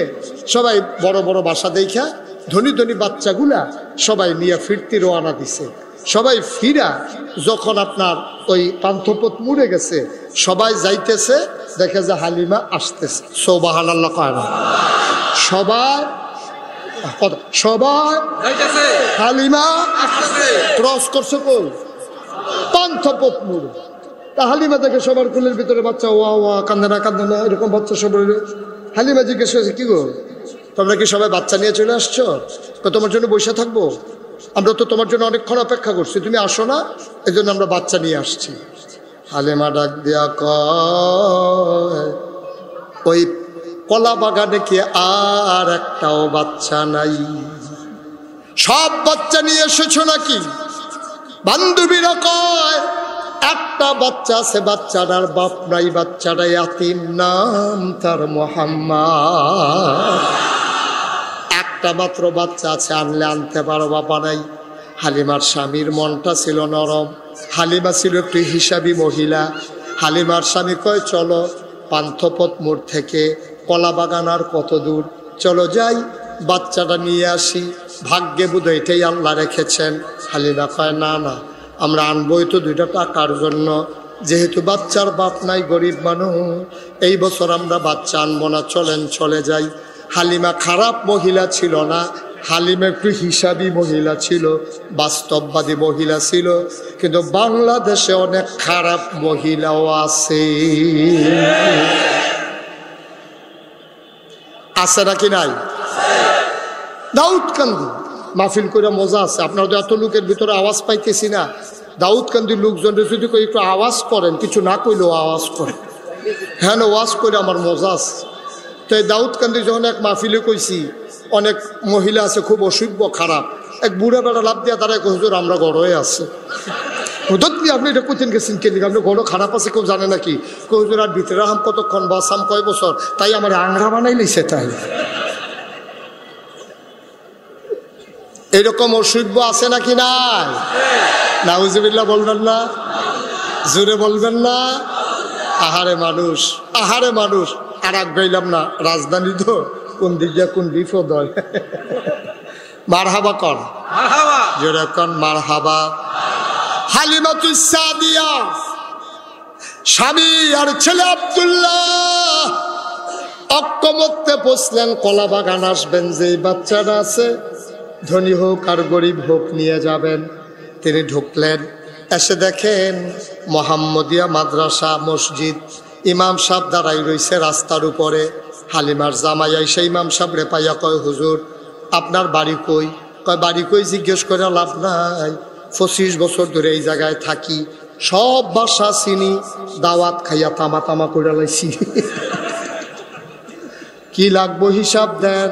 কয় হিসাব বেশি কিচ্ছু না। এই গ্রামে নাকি একটা বাচ্চা আছে, নাম নাকি মোহাম্মদ, আপনি বলতে পারবেন নাকি ঘর কোনটা? হুজুর ডাক দেয়া কয় কে বলতে পারে না? মোহাম্মদ তার আব্বা নাই, আমাদের সাথে চলতো আব্দুল্লাহ ভাই সাহেব, মানুষ বড় ভালো ছিল, বাচ্চাটার কপাল খারাপ, তার আব্বাই ব্যবসা করতে গিয়ে মারা গেছে, বাচ্চাটাও তার বাবা দেখে নাই, বাবাও তার বাচ্চা দেখে না।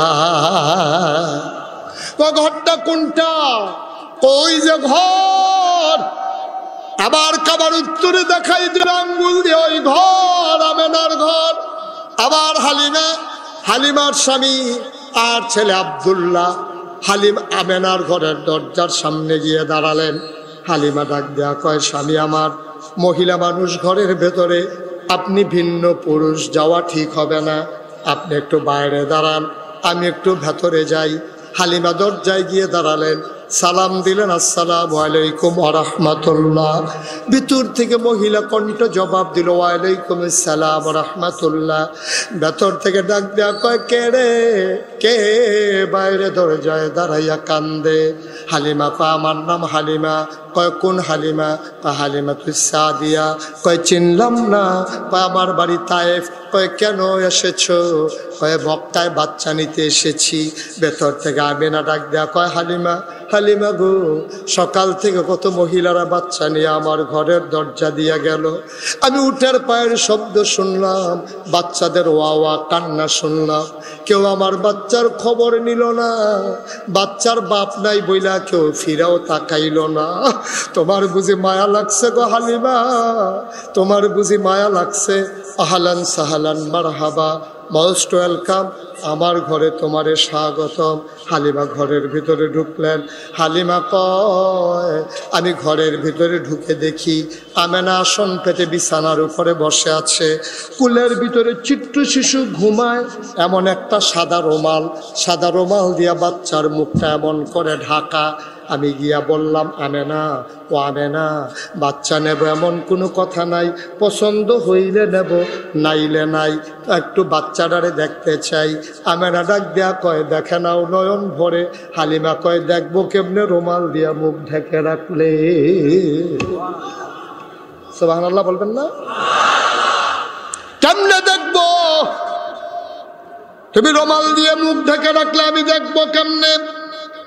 আমেনা টান দিয়ে পর্দা সরাই দিলেন। হালিমা কয়, আবার যখন আমি বাচ্চাটার দিকে তাকাইলাম, খোদার কসম, জীবনে আমি অনেক বাচ্চা দেখেছি, পৃথিবীর মানুষ তোমরা সাক্ষী থাকো, এমন সুন্দর বাচ্চা আমি হালিমার জীবনে আর একটাও দেখি না। মুফাসসিরিনে কেরাম, মুহাদ্দিসিনে কেরাম, কবি সাহিত্যিক, ঐতিহাসিক সবাই মিলে কয়, হালিমা কথা বলতে সাবধানে বইল, তুমি এমন সুন্দর বাচ্চা দেখো নাই, দেখবা কেমনে গো হালিমা? এর চাইতে সুন্দর করে আমার আল্লাহ আর কাউকে বানায় না।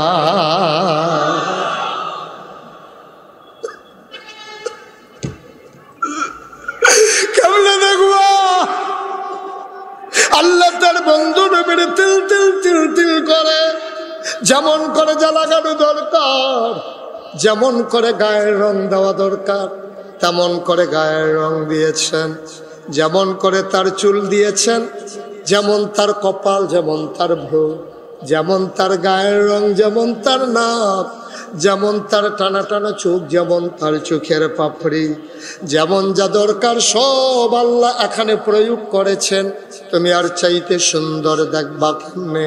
হালিমা কয়, আমি তাকাইয়া দেখি বাচ্চাটা চোখ বন্ধ করে ঘুমায়, আমার মনে বড় পেরেশানি লাগলো।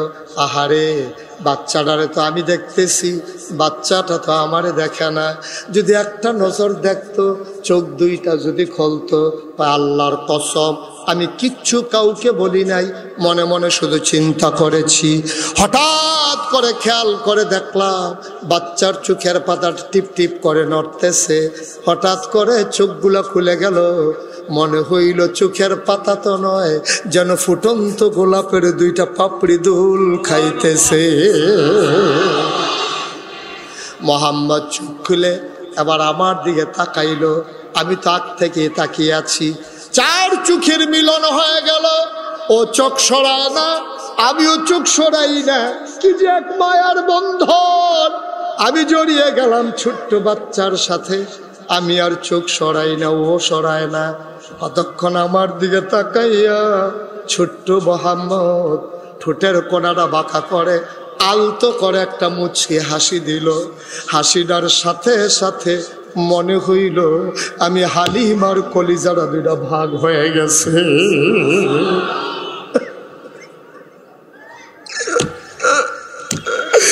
আমি সইতে পারলাম না। আমি দিলাম দৌড় দিয়ে ঘরের বাইরে গেলাম। স্বামীকে ডেকে বললাম, স্বামী গো, ও স্বামী, ওরা পারলে টাকা দেবে না, পারলে নাই। টাকার কোনো হিসাব নাই। এই বাচ্চা ফালাইয়া আমি যাব না গো স্বামী। আমি বাচ্চা ফালাইয়া গেলে বাঁচব না, আমি মরে যাব। এই বাচ্চা আমার লাগবেই লাগবে। এই বাচ্চা ফেলে আমি যাব না। হালিমার স্বামী ডাক দেয়া কয়, মন চাইলে নিয়ে নাও, আমার কোনো আপত্তি নাই। হালিমা ঘরের ভেতরে গেলেন। ডাক দেয়া কয়, আমি না, পারলে টাকা দিও, না পারলে নাই। টাকার কোনো হিসাব নাই গো। আমি না, তোমার স্বামী নাই, টাকা দেবে কোত্থেকে? দয়া করে বাচ্চাটা দাও। আমেনা ডাক দেয়া কয়, হালিমা, এই বাচ্চা যে নেবা, এইটা কিন্তু একটা আজব বাচ্চা। কয়, বুঝলাম না, কেমন আজব বাচ্চা? হালিমা ডাক দেয়া, আমেনা ডাক দেয়া কয়, হালিমা গো, 10 মাস 10 দিন সে আমার পেটে ছিল। সন্তান যখন পেটে আসে, মায়েদের বমি বমি ভাব হয়, খাইতে পারে না, মাথা ঘোরায়, রাতের বেলা ঘুম আসে না। কিন্তু আমার মোহাম্মদ যে পেটে ছিল 10 মাস 10 দিন, আমি টেরই পাই নাই বাচ্চা আছে নাকি না।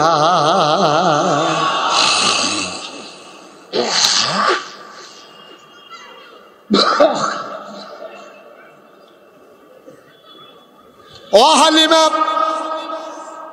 হালিমা, একটা পিঁপড়া কামড় দিলে আমি টের পাই। একটা পিঁপড়া কামড় দিলে আমি টের পাই।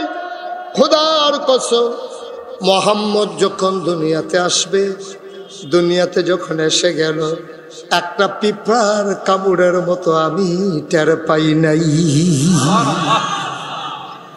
হালিমা, হালিমা, হালিমা গো, এই বাচ্চাটা বড় আজব বাচ্চা গো হালিমা। এটা বড় সাংঘাতিক আজব বাচ্চা। ও হালিমা, হালিমা গো, এই বাচ্চাটা খিদা লাগলেও কাঁদে না, খানা খাওয়াইলেও কোনো কান্নাকাটি নাই। খাওয়াইলে যেমন, না খাওয়াইলেও তেমন। এটা একটা আজব বাচ্চা। নিয়ম করে করে টাইম মতো খাওয়ানো লাগবে, নাইলে এই বাচ্চা 3 দিন না খাইলেও কান্দবে না। কোনোদিন কানতে দেখি নাই। এই বাচ্চা আমার বিরক্ত করে না। ঘুম যখন পাড়াই দেই, ঘুমাই থাকে, নড়াচড়া করে না। শুনো শুনো শুনো, এই বাচ্চারে আমি ঘুম পাড়াইয়া হাম্মামে, ওয়াশরুমে ঢুকলাম গোসল করার জন্যে। আমি গায়ে পানি ঢেলে দিলাম, বাচ্চা আমার ঘুমায়। আমি নিশ্চিন্ত, আমার মোহাম্মদ নড়াচড়া করবে না। গায়ে যখন পানি ঢেলে দিলাম, রুমের ভিতরে আওয়াজ শুনলাম, কি যেন নড়াচড়া করে। অন্তরে ভয় ঢুকে গেল। মায়ের মন বড় ভয়, অন্তরে দুরু দুরু মন।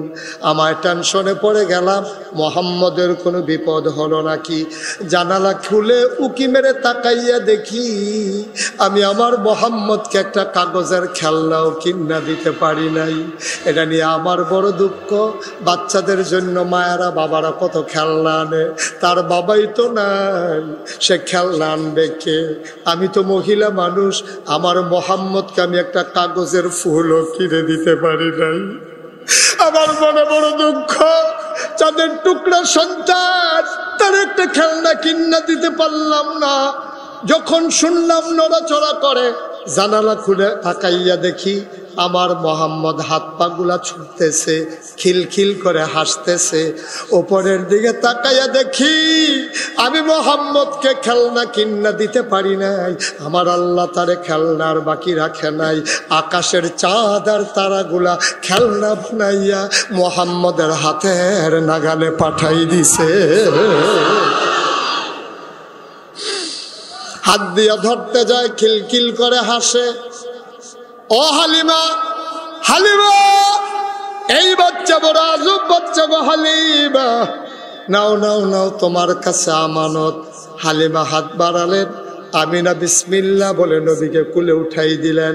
হালিমা কয়, পৃথিবীর মানুষ শোনো, আমার শরীরটা ছিল দুর্বল, আমার বুকগুলা ছিল শুকনা, বুকের মাঝে একটা ফোঁটা দুধও ছিল না।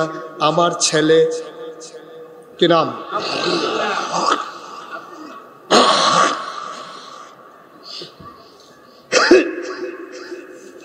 আমার ছেলে আব্দুল্লাহ ফার্ম গেট থেকে কলাবাগান পর্যন্ত এসেছে। তায়েফ থেকে মক্কা পর্যন্ত আসার পথে আমার ছেলে আব্দুল্লাহ বারবার বুকের ভিতরে চুষণ মেরেছে, একটা ফোঁটা দুধও আমার ছেলে পায় নাই। খোদার কসম, যেই মাত্র বিসমিল্লাহ বলে মোহাম্মদকে আমি কুলে নিলাম, আমি টের পাইলাম আমার শুকনা দুইটা বুক দুধে ভরপুর হয়ে গেছে।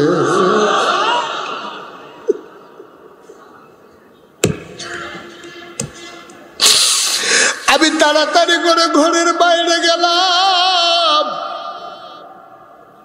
ঘরের বাইরে যাওয়ার পরে মোহাম্মদকে আমার এক বুকে লাগাইলাম। মোহাম্মদ চপ চপ চপ চপ করে দুধ খায়। আমি মনে করলাম এবার ওই বুকে একটু দুধ খাক, আমি আবার এই বুকে দিলাম, মোহাম্মদ আর খায় না।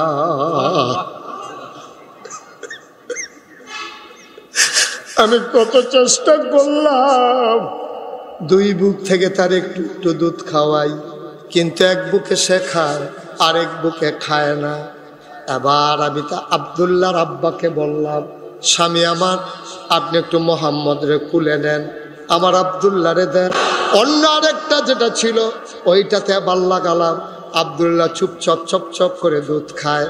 আমার মনে হইল তিনি যে মানবতার নবী, তিনি যে বিশ্ব নবী, কোনোদিন যেন কেউ বলতে না পারে দুধের বাচ্চা থাকা অবস্থায় আমার নবী অমানবিক কাজ করেছেন, বঞ্চনাদের শিকার বানিয়েছেন তার প্রতিপক্ষকে, অন্য মানুষকে। এই কথা যেন পরেও বলতে না পারে, এই জন্য আল্লাহ তাবারক ওয়া তাআলা তার এক বুকের দুধ খাওয়াইয়া অপর বুক দুধ ভাইয়ের জন্য রাখাইয়া তিনি যে ইনসাফের নবী তার প্রমাণ করে দিলেন, ঠিক কিনা? দুধের বাচ্চা ইনসাফ কায়েম করে দিল। এক বুকে নবী খায়, আরেক বুকে দুধ ভাই আব্দুল্লাহ খায়। দুনো বুকে নবীজি মুখ লাগায় না। হালিমা কয়, যতদিন আমার ঘরে ছিল আমি ঘুমের মাঝে ইচ্ছা করে দেখলাম, দেখি ওই বুকে মুখ লাগায় কিনা। খোদার কসম, ঘুমের মাঝেও আব্দুল্লাহর বুকে তার মুখ লাগাইতে দেখি না। ও কলাবাগানের মানুষ, ও ঢাকার মানুষ, ও গ্রিন রোডের মানুষ, ফার্ম গেটের মানুষ, সারা বাংলাদেশের বিভিন্ন জেলার মানুষ, মুশতাক ফৈজি কোনোদিন তোমাদের কাছে আসে নাই, আর কোনোদিন আসবো কিনা জানি না। কথা কয়টা মনে রাখো, একদিন তো মরেই যাবা। যেই দিন তুমি মরে যাবা, মসজিদের মিনার থেকে ঘোষণা আসবে মানুষটা নাই, দৌড়ে দৌড়ে তোমারে দেখতে আসবে, কাফন পরাইয়া সবাই মিলে দাফন করে দেবে মাটির কবরে। সবাই দেখুক মাটির কবর, তুমি কবরে গিয়া দেখবা। এমন একটা জিন্দেগি করো, কথাগুলো বাইনা চলো, সবাই দেখুক মাটির কবর, তুমি কবরে গিয়া দেখবা মাটির কবর মাটি নাই, মাটির কবর জান্নাতের টুকরা হয়ে গেছে। এমন একটা জিন্দেগি চাই নাকি চাই না? আবার হালিমা কয়, আমি তাড়াতাড়ি উটের পিঠে উঠলাম। দেখা হয়েছিল আসার পথে পান্থপথ মোড়ে, কথা মনে আছে? দেখা হয়েছিল আসার পথে পান্থপথ মোড়ে। এবার ওরা যখন সামনে আগায়, আর হালিমা মোহাম্মদ আল্লাহর নবীকে নিয়ে রওনা দিয়েছে। পান্থপথ পার হয়ে ওই যে ডাক্তারদের চেম্বারগুলো, ওই অফিসটাও পার হয় নাই, ওই ভবনটাও পার হয় নাই। পিছনে খটখট খটখট আওয়াজ শোনা যায়।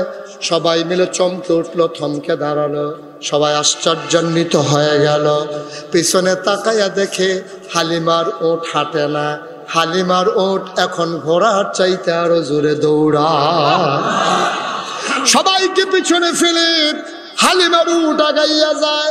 হালিমার বান্ধবীরা ডাক দেয়া কয়, ও বান্ধবী, বান্ধবী সই আমার ওই যে কি কয় কলা বাগান গিয়া ওট বদলাইছো নাকি? হালিমা ডাক দেয়া কয়, কে দেবে আমার ওট? ওট তো আমার আগেরটাই। কয় মিথ্যা বইল না, যে উট আসার সময় পান্থপথ মুড়ে পেছনে পড়ে যায়, আর এই উট এখন আমাদেরকে ফেলে সামনে চলে যায়।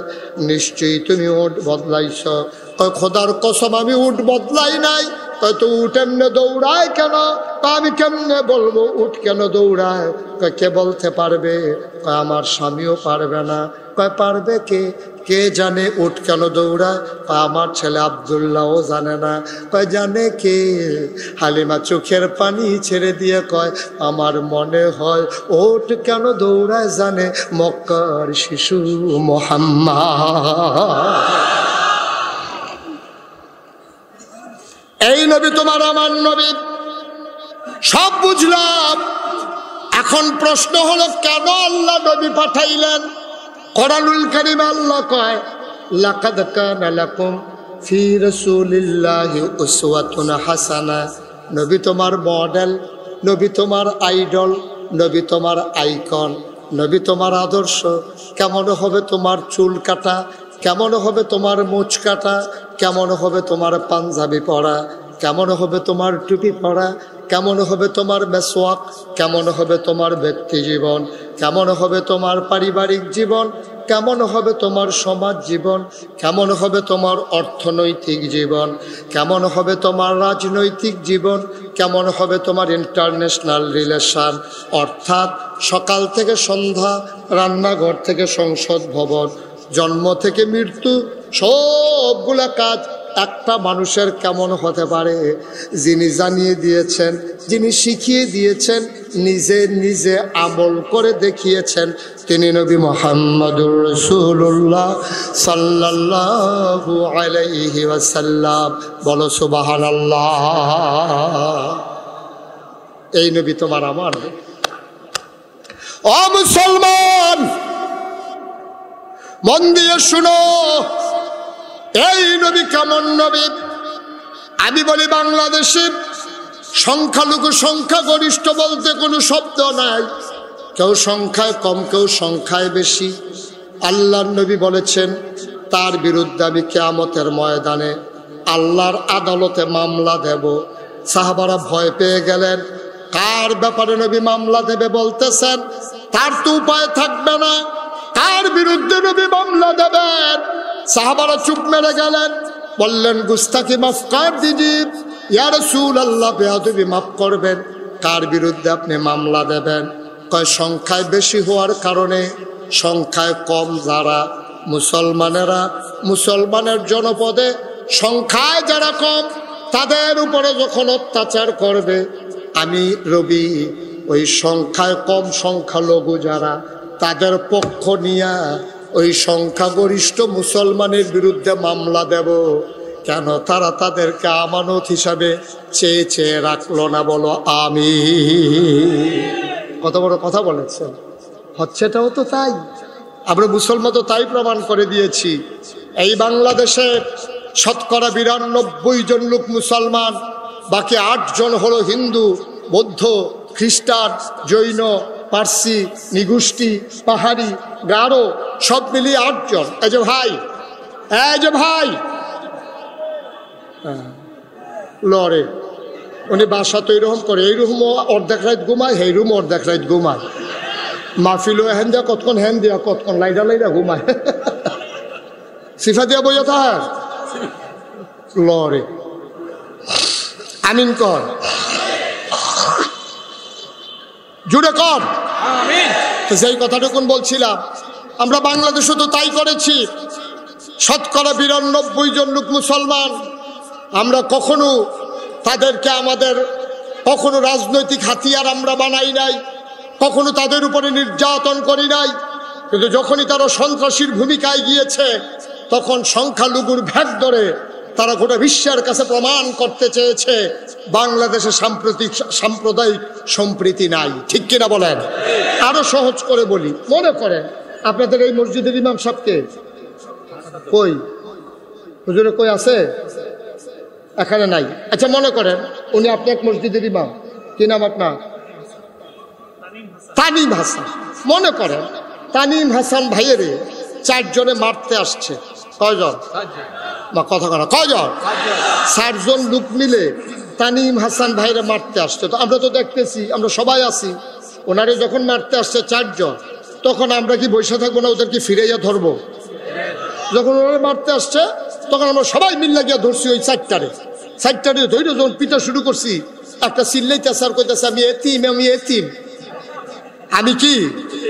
এখন সবাই মিল্লা কইতেছে নাগাইশের পিসা হুজুর তো ভালো মানুষ, হ্যাঁ কলা বাগান মাঠের ভিতরে ফালাইয়ে এতিম বাচ্চাটারে ফিদাইয়া কি কারবার করলো? সে কি এতিম হিসাবে মার খাইছে না সন্ত্রাসী হিসাবে মার খাইছে? সে তো এতিম হিসাবে এতিমখানা থেকে ধৈর্য তো আমরা অন্য মারি নাই। সে যখন হাসান ভাইয়ের মারতে আসছে তখন আমরা ফিরাইছি। ফিরানোর কারণে ওই সন্ত্রাসীর ভিতরে কে এতিম ছিল কে হিন্দু ছিল এটা আমাদের দেখার বিষয় ছিল না। তখন এই 4 জন কোন গোষ্ঠীর, কোন দলের, কোন এলাকার, বাড়ি কোথায়, কোনো কিছু আমাদের যাচাইয়ের সম্ভাবনা ছিল, সুযোগ ছিল না, কারণ ওরা তখন সন্ত্রাসী। ঠিক কিনা কয়? এই বাংলাদেশেও যখন তোমরা সন্ত্রাসীর ভূমিকায় আসো, তোমরা যখন সন্ত্রাস করতে চাও, তখন মুসলমানেরা যখন প্রতিহত করে আইন শৃঙ্খলা রক্ষাকারী বাহিনী যখন তাদেরকে অ্যারেস্ট করে, চিন্ময় দাস তাকে হিন্দু হিসাবে ধরা হয় নাই, তাকে ধরা হয়েছে রাষ্ট্রদ্রোহী হিসাবে। ঠিক কিনা বলো? তুমি রাষ্ট্রদ্রোহী কাজ করবা, তুমি হিন্দু হওয়াতে ধরা যাবে না। এই আইন পাইছো কই? তোমার দেশে, তোমার বাবার দেশে, তোমার দাদার দেশে ফ্রিজ চেক করে ওই ফ্রিজের ভিতরে গুস্ত খাওয়ার পরে আমার মুসলমানকে পিটিয়ে হত্যা করা হয়েছে। ঠিক কিনা? আমরা তো তাও করি নাই। তোমরা সন্ত্রাস করতে আসবা, তোমাদের বিরুদ্ধে মামলা হলে সারা বিশ্ব থেকে প্রতিবাদ আসবে যে হিন্দুরা শান্তিতে নাই। আমি বলি কত আরেকটা মনে পড়ছে কইলাম, ওই এক ভালো মানুষের বাড়িতে বেড়াইতে গেছে এক ছেলে।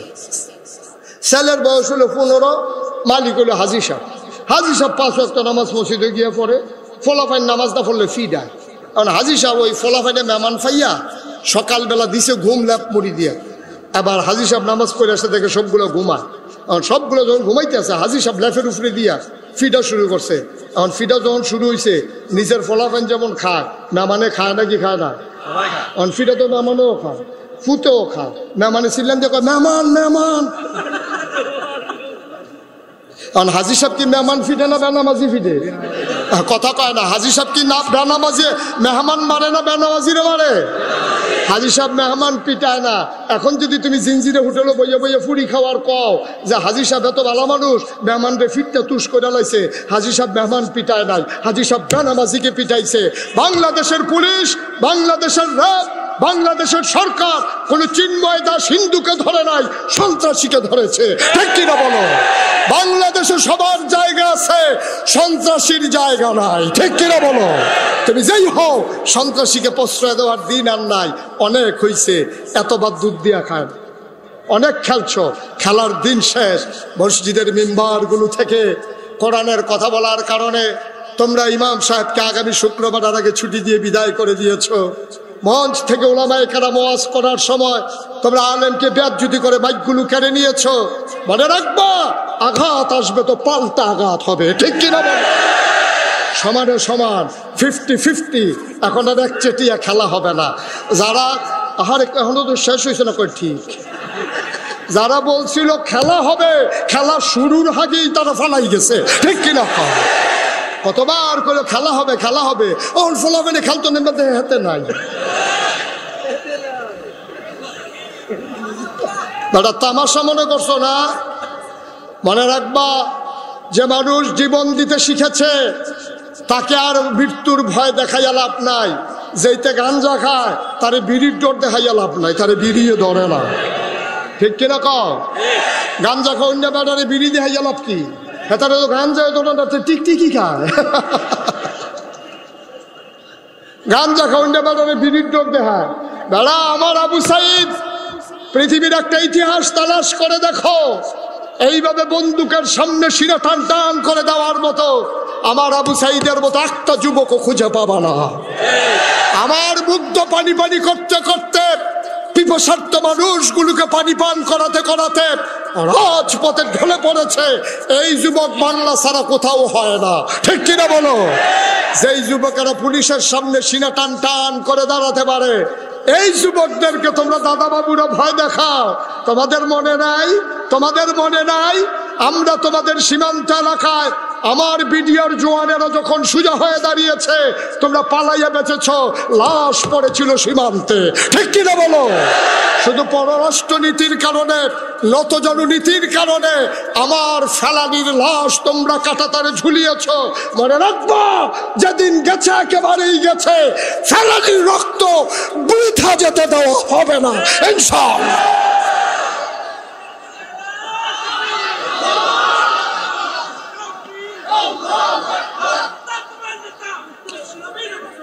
সবাই পড়ে না আমিন? কষ্ট হচ্ছে না? ছেড়ে দেওয়া দরকার। আবার আসবো ইনশাআল্লাহ। দেখা হবে ময়দানে, কথা হবে কোনো এক মাহফিলে, দেখা হবে ইনশাআল্লাহ রাজপথে। বাধা আসবে তো লড়াই হবে। 1 ইঞ্চি জায়গা বাংলার যুবকেরা ছেড়ে দেবে না ইনশাআল্লাহ। আল্লাহ যেন হেফাজত করে। সবাই পড়ো আমিন, জুড়ে পড়ো আমিন। বন্ধুগণ, আমার আবদার আছে, এই মাদ্রাসায় অনেক আগে আমার ছোট ভাই এখানে পড়েছে, তুফাইল ফয়েজ, এখানকার ছাত্র ছিল। আমি তখন আসতাম, এমনি এমনি জিনজিরা হোটেল চিনি না, পুরিও খাইছি। সুতরাং সব আমার এই রাস্তাগুলো চেনা জানা, এই জায়গাগুলো আমি চিনতাম। এখানে আসতাম, অনেক বছর পরে আবার পুরনো স্মৃতি আমাকে নাড়া দিয়েছে, আমাকে জাগিয়ে দিয়েছে। এই রাস্তায় আমি অনেক হেঁটেছি, এই স্টাফ কোয়ার্টারের ভিতরে আমি অনেক ঘুরেছি। তখন আমার চিনতেন না, আমিও আপনাদেরকে চিনতাম না। এখন তো আর হাঁটা মুশকিল, গরমের ভিতরে মাফলার দিয়ে ফাঁসাইটা হন লাগে, বিপদে আছি সাংঘাতিক। আল্লাহ যেন হেফাজত করে। সবাই পড়ে আমিন। আসুন সবাই মিলে দেশটাকে একটু ভালোবাসি, সবাই মিলে একটু তিল তিল করে দেশটাকে গড়ে তুলি। যেদিন গেছে একেবারেই গেছে। 53টা বছর হলো আমার দেশটা স্বাধীন হলো, স্বাধীনতার স্বাদ আমরা পেলাম না। এখনো দুঃখী মায়ের চোখের পানি মুছে দিতে পারলাম না, এখনো বিধবা মায়ের মুখে হাসি ফুটাতে পারলাম না, এখনো নারী তার ন্যায্য অধিকার পেল না, এখনো ছাত্ররা বৈষম্য বিরোধী আন্দোলন করা লাগে, এখনো আমার রিক্সা শ্রমিক জনতা একবেলা 2 বেলা না খেয়ে আধা পেট খেয়ে তার জীবন ধারণ করতে হয়। আসুন বৈষম্য বিরোধী একটা বাংলাদেশ গড়ে সবাই মিলে। এখানে শ্রেণী বৈষম্য থাকবে না, কেউ শোষক আর কেউ শোষিত হবে না। এখানে রাজা আর প্রজার ভূমিকায় থাকবো না, প্রভু আর ভিত্তের ভূমিকায় আমরা থাকবো না। আমরা সবাই মিলে ভাই ভাই ঠাই ঠাই হয়ে সমানে সমান হয়ে চলতে চাই। ঠিক কিনা বলো? সবাই মিলেমিশে এই বাংলাদেশকে গড়তে চাই। সব ব্যাপারে আমাদের স্বার্থ আমরা বুঝে নেব, কিন্তু বাংলাদেশের ব্যাপারে নিঃস্বার্থভাবে আমরা আমাদের বুকের তাজা রক্ত ঢেলে দিয়ে হলেও এই দেশের স্বাধীনতা, সার্বভৌমত্ব আর এই দেশের অখণ্ডতা আমরা ধরে রাখবই রাখবো ইনশাআল্লাহ। আল্লাহ যেন হেফাজত করে। সবাই পড়ে আমিন। আমি শুনেছি, আমি প্রাউড ফিল করেছি যে এখানকার আবার 16টা ছেলে পাগড়ি পাচ্ছে। তাদের মর্যাদা সম্পর্কে আমরা কতটুকু জানেন জানি না। কিয়ামতের ময়দানে এই ছেলেগুলাকে ডেকে আল্লাহ বলবেন, এদিকে আসো, তুমি কি ওই মোহাম্মদিয়া হাফিজিয়া মাদ্রাসা থেকে হেফজ করছিলা না? তো সে বলবে জি আল্লাহ। কয় তোমার আম্মা আছে এখানে? কয় জি আল্লাহ, আম্মার সাথে একটু আগে দেখা হয়েছে। তো তুমি 10 জন লোক জাহান্নামী তোমার পছন্দের বাছাই করে করে ওদেরকে জান্নাতে নিয়ে যাও। সুবহানাল্লাহ বলবেন। ওরা উনি মনে করছে নিজ্ঞা জান্নাতের লেখা বাড়ি যেতে আছে, নিব বল জান্নাত তো যাইতেছে না। কই ফলাফেলি যদি আমার নাম কই আল্লাহ, তো কইলে তো জান্নাতের কথাই কই, আপনার সমস্যা কি? সবাই বসে আমিন কর। আবার গেল ছেলেদের পালা যারা হাফেজ হয়েছে, হাফেজের বাবা রিক্সা চালায় কোনো মতে ওই যে বলছে যে অনেকগুলো অসহায় ছেলে ওরা লেখাপড়া করতে কেমনে করাবে, মা বাড়িতে ঝিয়ের কাজ করে, বাবা রিক্সা চালায়, একটা ডিম সিদ্ধ করে মা কাপড় দিয়ে পেঁচাইয়া ছোট্ট বাটিতে করে অন্য ভাইদেরকে ফাঁকি দিয়া মা মাদ্রাসার উত্তর পার্শ্বের ওয়ালের কাছে দাঁড়াইয়া ছোট ছেলেটাকে বলছে, আমার ছেলেটারে বইল আসতে 3 তলায় থাকে, ছেলেটাকে বলছে এই তোর আম্মাই তোরে ডাকে, গেছে পরে মা দাঁড়াইয়া আঁচলের নিচে রাইখা পট করে ডিমটা খাইয়ে একটু পানি খাইয়ে চলে যাও, সুবহানাল্লাহ বলবেন না। এই যে বাবা রিক্সা চালাইয়া ছেলেটাকে হাফেজ বানালো, তার কি হবে? আল্লাহর নবী কয় কিয়ামতের ময়দানে রিক্সাওয়ালা তখন উঠবে, অবাক বিস্ময়ে সবাই তাকাইয়া দেখবে তার মাথার উপর একটা নূরের টুপি, গোটা যা ওই হাসরের ময়দানটা চমকাইতেছে। ভারতীয় উপমহাদেশের বাদশা শাহজাহান, ওনার ছেলের নাম বাদশা জাহাঙ্গীর, ওনাকে বলতো জিন্দা পীর। টুপি সেলাই করে সংসার নির্বাহ করতেন, কোরআন শরীফ লেখে লেখে বিক্রি করে হাদিয়া পাইয়া সংসার চালাইতেন। ওনার ছেলে হাফেজ হয়ে গেছে, বাদশা জাহাঙ্গীরের ছেলে। ছেলের হাতে ধইরা দাদার কাছে নিয়ে গেছে বাদশা শাহজাহান। বাদশা শাহজাহান কয়, জাহাঙ্গীর এরা কে? আব্বা আমার ছেলে, আপনার নাতি হাফেজ হইছে। আবার বাদশাহ শাহজাহান কাঁদতেছেন, আব্বা আপনার নাতি হাফেজ হইছে, আপনি কি খুশি হন নাই? খুশি হইছি, তবে তোমার সাথে একটু হিংসা লাগতে আছে। আব্বা বুঝলাম না কিসের হিংসা? আল্লাহর নবী বলেছেন হাফেজের মাথা, বাবার মাথায় নূরের টুপি থাকবে, তুমি তো হাফেজের বাবা, তোমার মাথায় তো নূরের টুপি থাকবে। আমি বাদশা শাহজাহান, আমার একটা ছেলেও তো হাফেজ বানাইতে পারি নাই, আমার মাথায় তো নূরের টুপি হবে না। কথাটা বাদশা জাহাঙ্গীরের কলিজায় গিয়া লেগেছে। দুইটা কাপড় নিয়ে ঘর থেকে বের হয়ে গেছে, নাই তো নাই, কোথাও বাদশা জাহাঙ্গীরকে খুঁজে পাওয়া যায় না। 3-3.5 বছর পরে তিনি ঘরে ঢুকলেন। বাবা শাহজাহান জড়াইয়া ধরলেন, বাবা কই গেছিলাম আমারে ফালাইয়া? আব্বা, ও আব্বা আমি কই গেছিলাম? আপনি জানতে চান? আপনি যে বলছিলেন কিয়ামতের ময়দানে আমার নূরের টুপি হবে, আপনার হবে না, আপনার মাথায়ও যেন নূরের টুপি হয়, ওই ব্যবস্থা করে দিয়ে আসলাম। বাপ বেটা দুইজন নূরের টুপি মাথায় দিয়ে হাঁটবো, কারণ আমিও হাফেজ হয়ে গেছি, তার ছেলে বাদশা জাহাঙ্গীর, সুবহানাল্লাহ বলবেন না। এই মাদ্রাসাটা, এই মহল্লায় যারা থাকেন, আপনার মেয়ের বিয়ে হবে, বাবুর্চি এসে জিজ্ঞেস করেছে কতজনের রান্না করব? 250 রান্না করো। কই যে শুনলাম 150 জন বরযাত্রী আসবে, 250 কেন? কারো কই কি আমার মেয়ের বিয়ে হবে, মোহাম্মদিয়া ছেলে মাদ্রাসার হাফেজ ছাত্ররা একবেলা খাবে না, কিসের বিয়ে? সুবহানাল্লাহ বলবেন না। 150 লোকের বরযাত্রা আর 500-100 হইল হাফেজ ছাত্র, এই 250 লোক বৈশা বৈশা খাবে প্যান্ডেলে। আপনার ছেলে বিদেশে যাবে, নিয়ত করেন এই মাদ্রাসায় প্রথম মাসের বেতনটা আপনি দিয়ে দেবেন, আপনি বোনাস পাবেন, নিয়ত করেন আমার ছেলের নতুন পাঞ্জাবি হবে, মোহাম্মদিয়া মাদ্রাসার এতিম বাচ্চাটার নতুন পাঞ্জাবি লাগবে না, তার ঈদ নাই, আমি অর্ধেকটা বোনাসের টাকা আমি এতিমখানা ওই বাচ্চাদের জন্য দিয়ে দেব, যেন ওরাও ঈদের দিনে সমহারে অংশীদার হয়ে ওদের আনন্দ আমাদের আনন্দ আমরা যেন ভাগাভাগি করে নিতে পারি। তাহলেই বৈষম্য বিরোধী বাংলাদেশ হবে, ঠিক কিনা বলেন? সুতরাং আমি আর ওই দিকে গেলাম না, আপনারা আপনাদের মতো করে গুছিয়ে নেবেন, রাত যেহেতু অনেক, সকালে অফিসে যাওয়া লাগবে। কিন্তু একটা মনের কথা আমাকে বলতেই হবে, বলে নেব। আজকে 33 বছর মোশতাক ফয়েজি মাহফিল করি, 33 বছর। এই 33 বছর মাহফিল করতে করতে মাহফিলের ভিতরে একটা অভিজ্ঞতা জন্মাইছে আমার। আজকে তোমাদের কলাবাগান মাঠে মাহফিল করতে এসে মন সাক্ষী দিয়েছে তোমাদের মাহফিল আমার আল্লাহ কবুল করে নিয়েছেন। একটা লুকো আমরা উঠবো না। যারা দাঁড়িয়ে আছেন, যদি মনে করেন বসার মতো ব্যবস্থা আছে বসে যাবেন, নাহলে তা দাঁড়িয়ে থাকবেন। আমরা যাব না, বাবার জন্য মায়ের জন্য দোয়া করব। আমি বুঝি বাপ কি জিনিস, আমি বুঝি মা কি জিনিস। ভিডিও ম্যান, আপনি ক্যামেরাটা এদিক দিয়ে ফিক্সড করে বসে পড়ুন। এটা বিয়া না, খেলা না, গান না, ঘুরে ঘুরেই দেখানোর কিচ্ছু নাই, ফিস করে দিয়ে বইয়ে থাকেন সিফা দিয়ে। মারহাবা বলেন, জুড়ে বলেন মারহাবা। যেই কথাটুকু বলছিলাম, আমারও আব্বা নাই, আমার আম্মা আছেন, আমি বুঝি বাবা কি জিনিস। আমি যখন কোথাও মাহফিলে যাই, যাওয়ার পরে ছেলেরা যখন আসে, হুজুর একটু দোয়া করেন, আমার আব্বা নাই, আমার মনে পড়ে আমারও তো আব্বা নাই।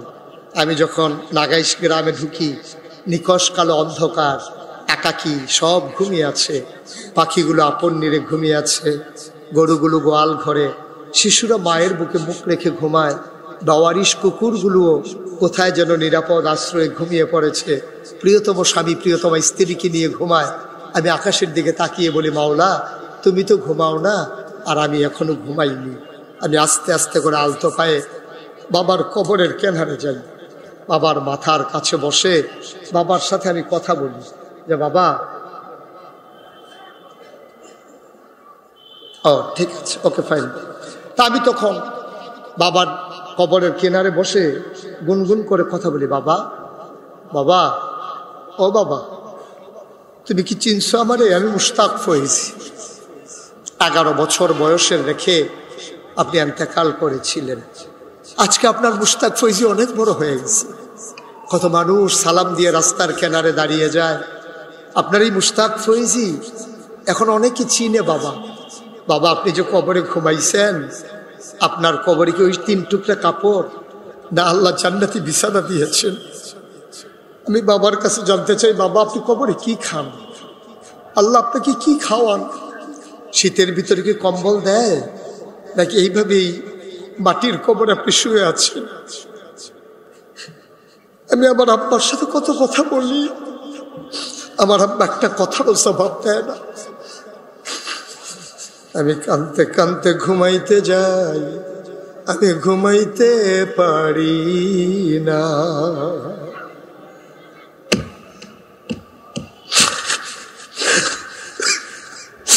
এই প্যান্ডেলটার ভিতরে তোমরা যারা আছো, আমি জানি না কার আব্বা নাই, আমি জানি না কার আম্মা নাই, সবাই মিলে মায়ের জন্য বাবার জন্য দোয়া করব।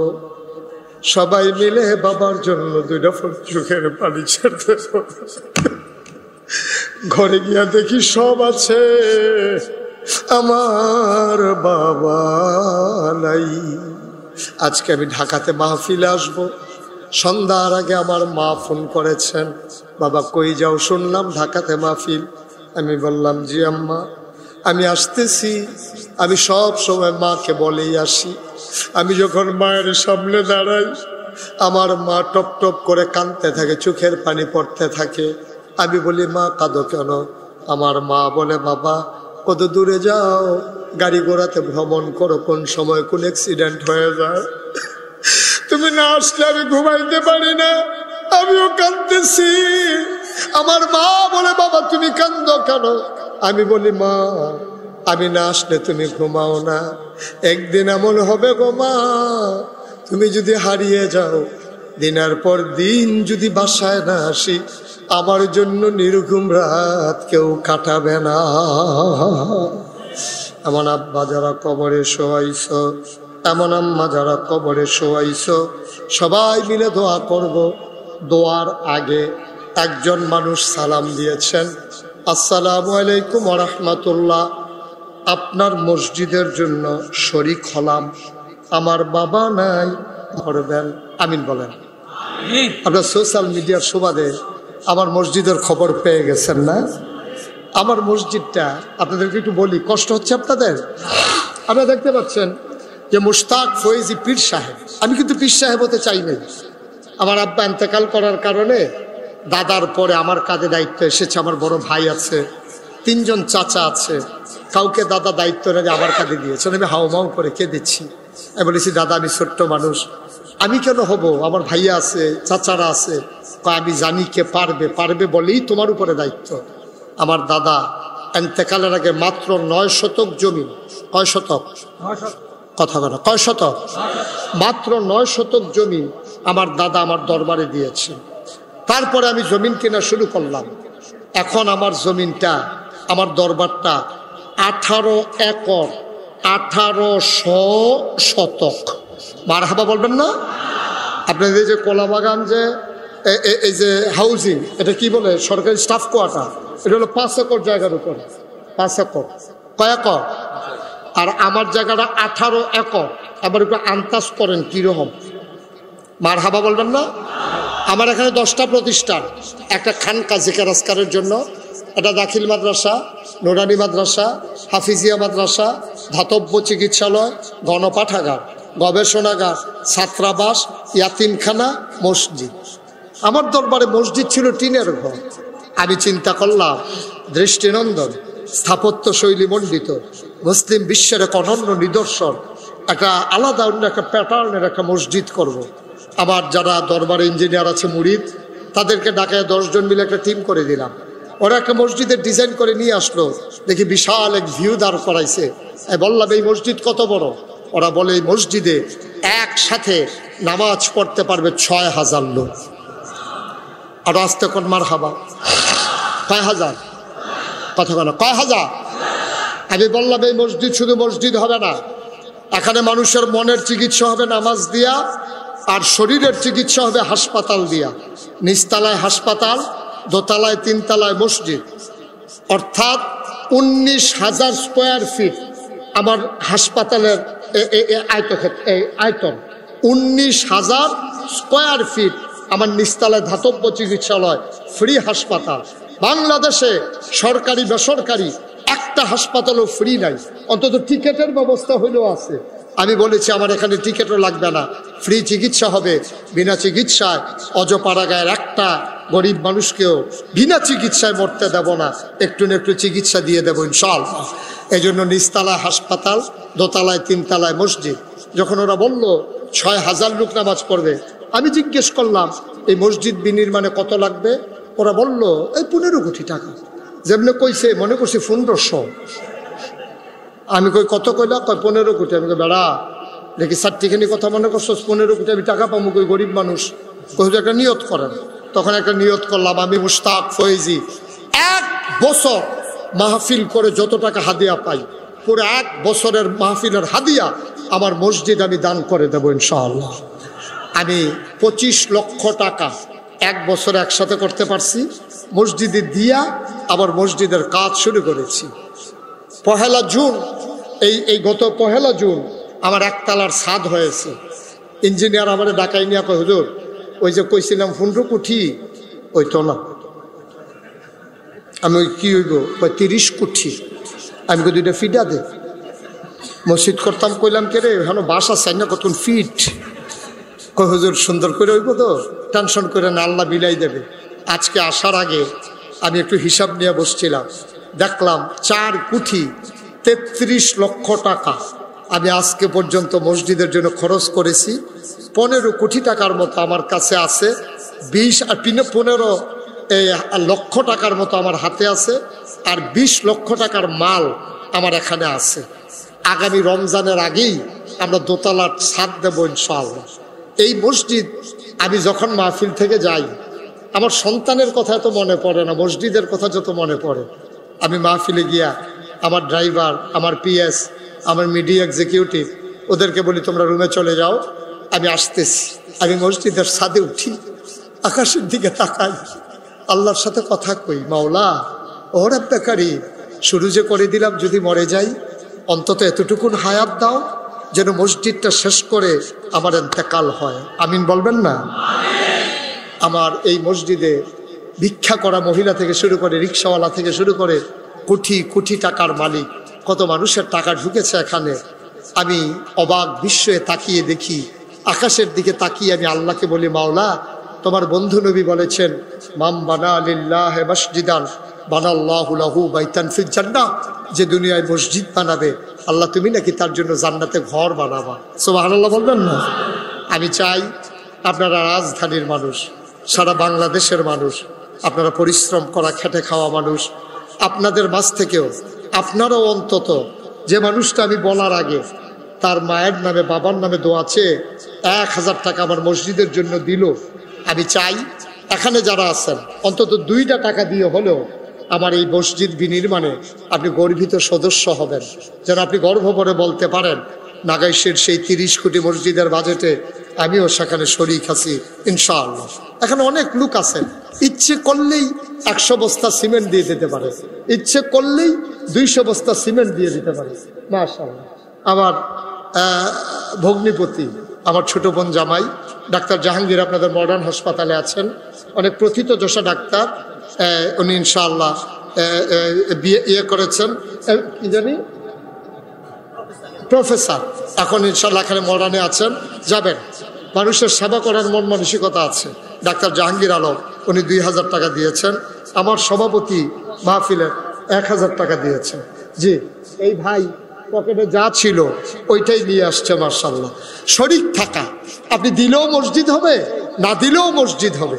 আপনি যদি মনে করেন আমিও শরীক থাকলাম, ওকে ফাইন, মোস্ট ওয়েলকাম, আহলান সাহলান মারহাবা, আপনাকে স্বাগতম। ডাক্তার ফয়েজুল ইসলাম, আমার আব্বার নাম ফয়েজ আহমদ, ওনার নাম ফয়েজুল ইসলাম, নামের একটা অংশের মিল আছে। উনি মসজিদে কিছু টাকা দিয়েছেন মাশাআল্লাহ। আমার আরেক ভাই দিয়েছেন। একটা লুকও দয়া করে খালি যাবেন না। মাহফিলের যারা স্বেচ্ছাসেবক আছেন, আপনি ইচ্ছে করলে মসজিদের জন্য আপনি একটু সহযোগিতা করতে পারেন, আপনি একটু সহযোগিতা করতে পারেন আমার এই মসজিদের জন্য। সবাই মিলে একটু, হ্যাঁ জি ঠিক আছে। আজ আমার দরবারের বিশিষ্ট খাদেম উনি আছেন, আর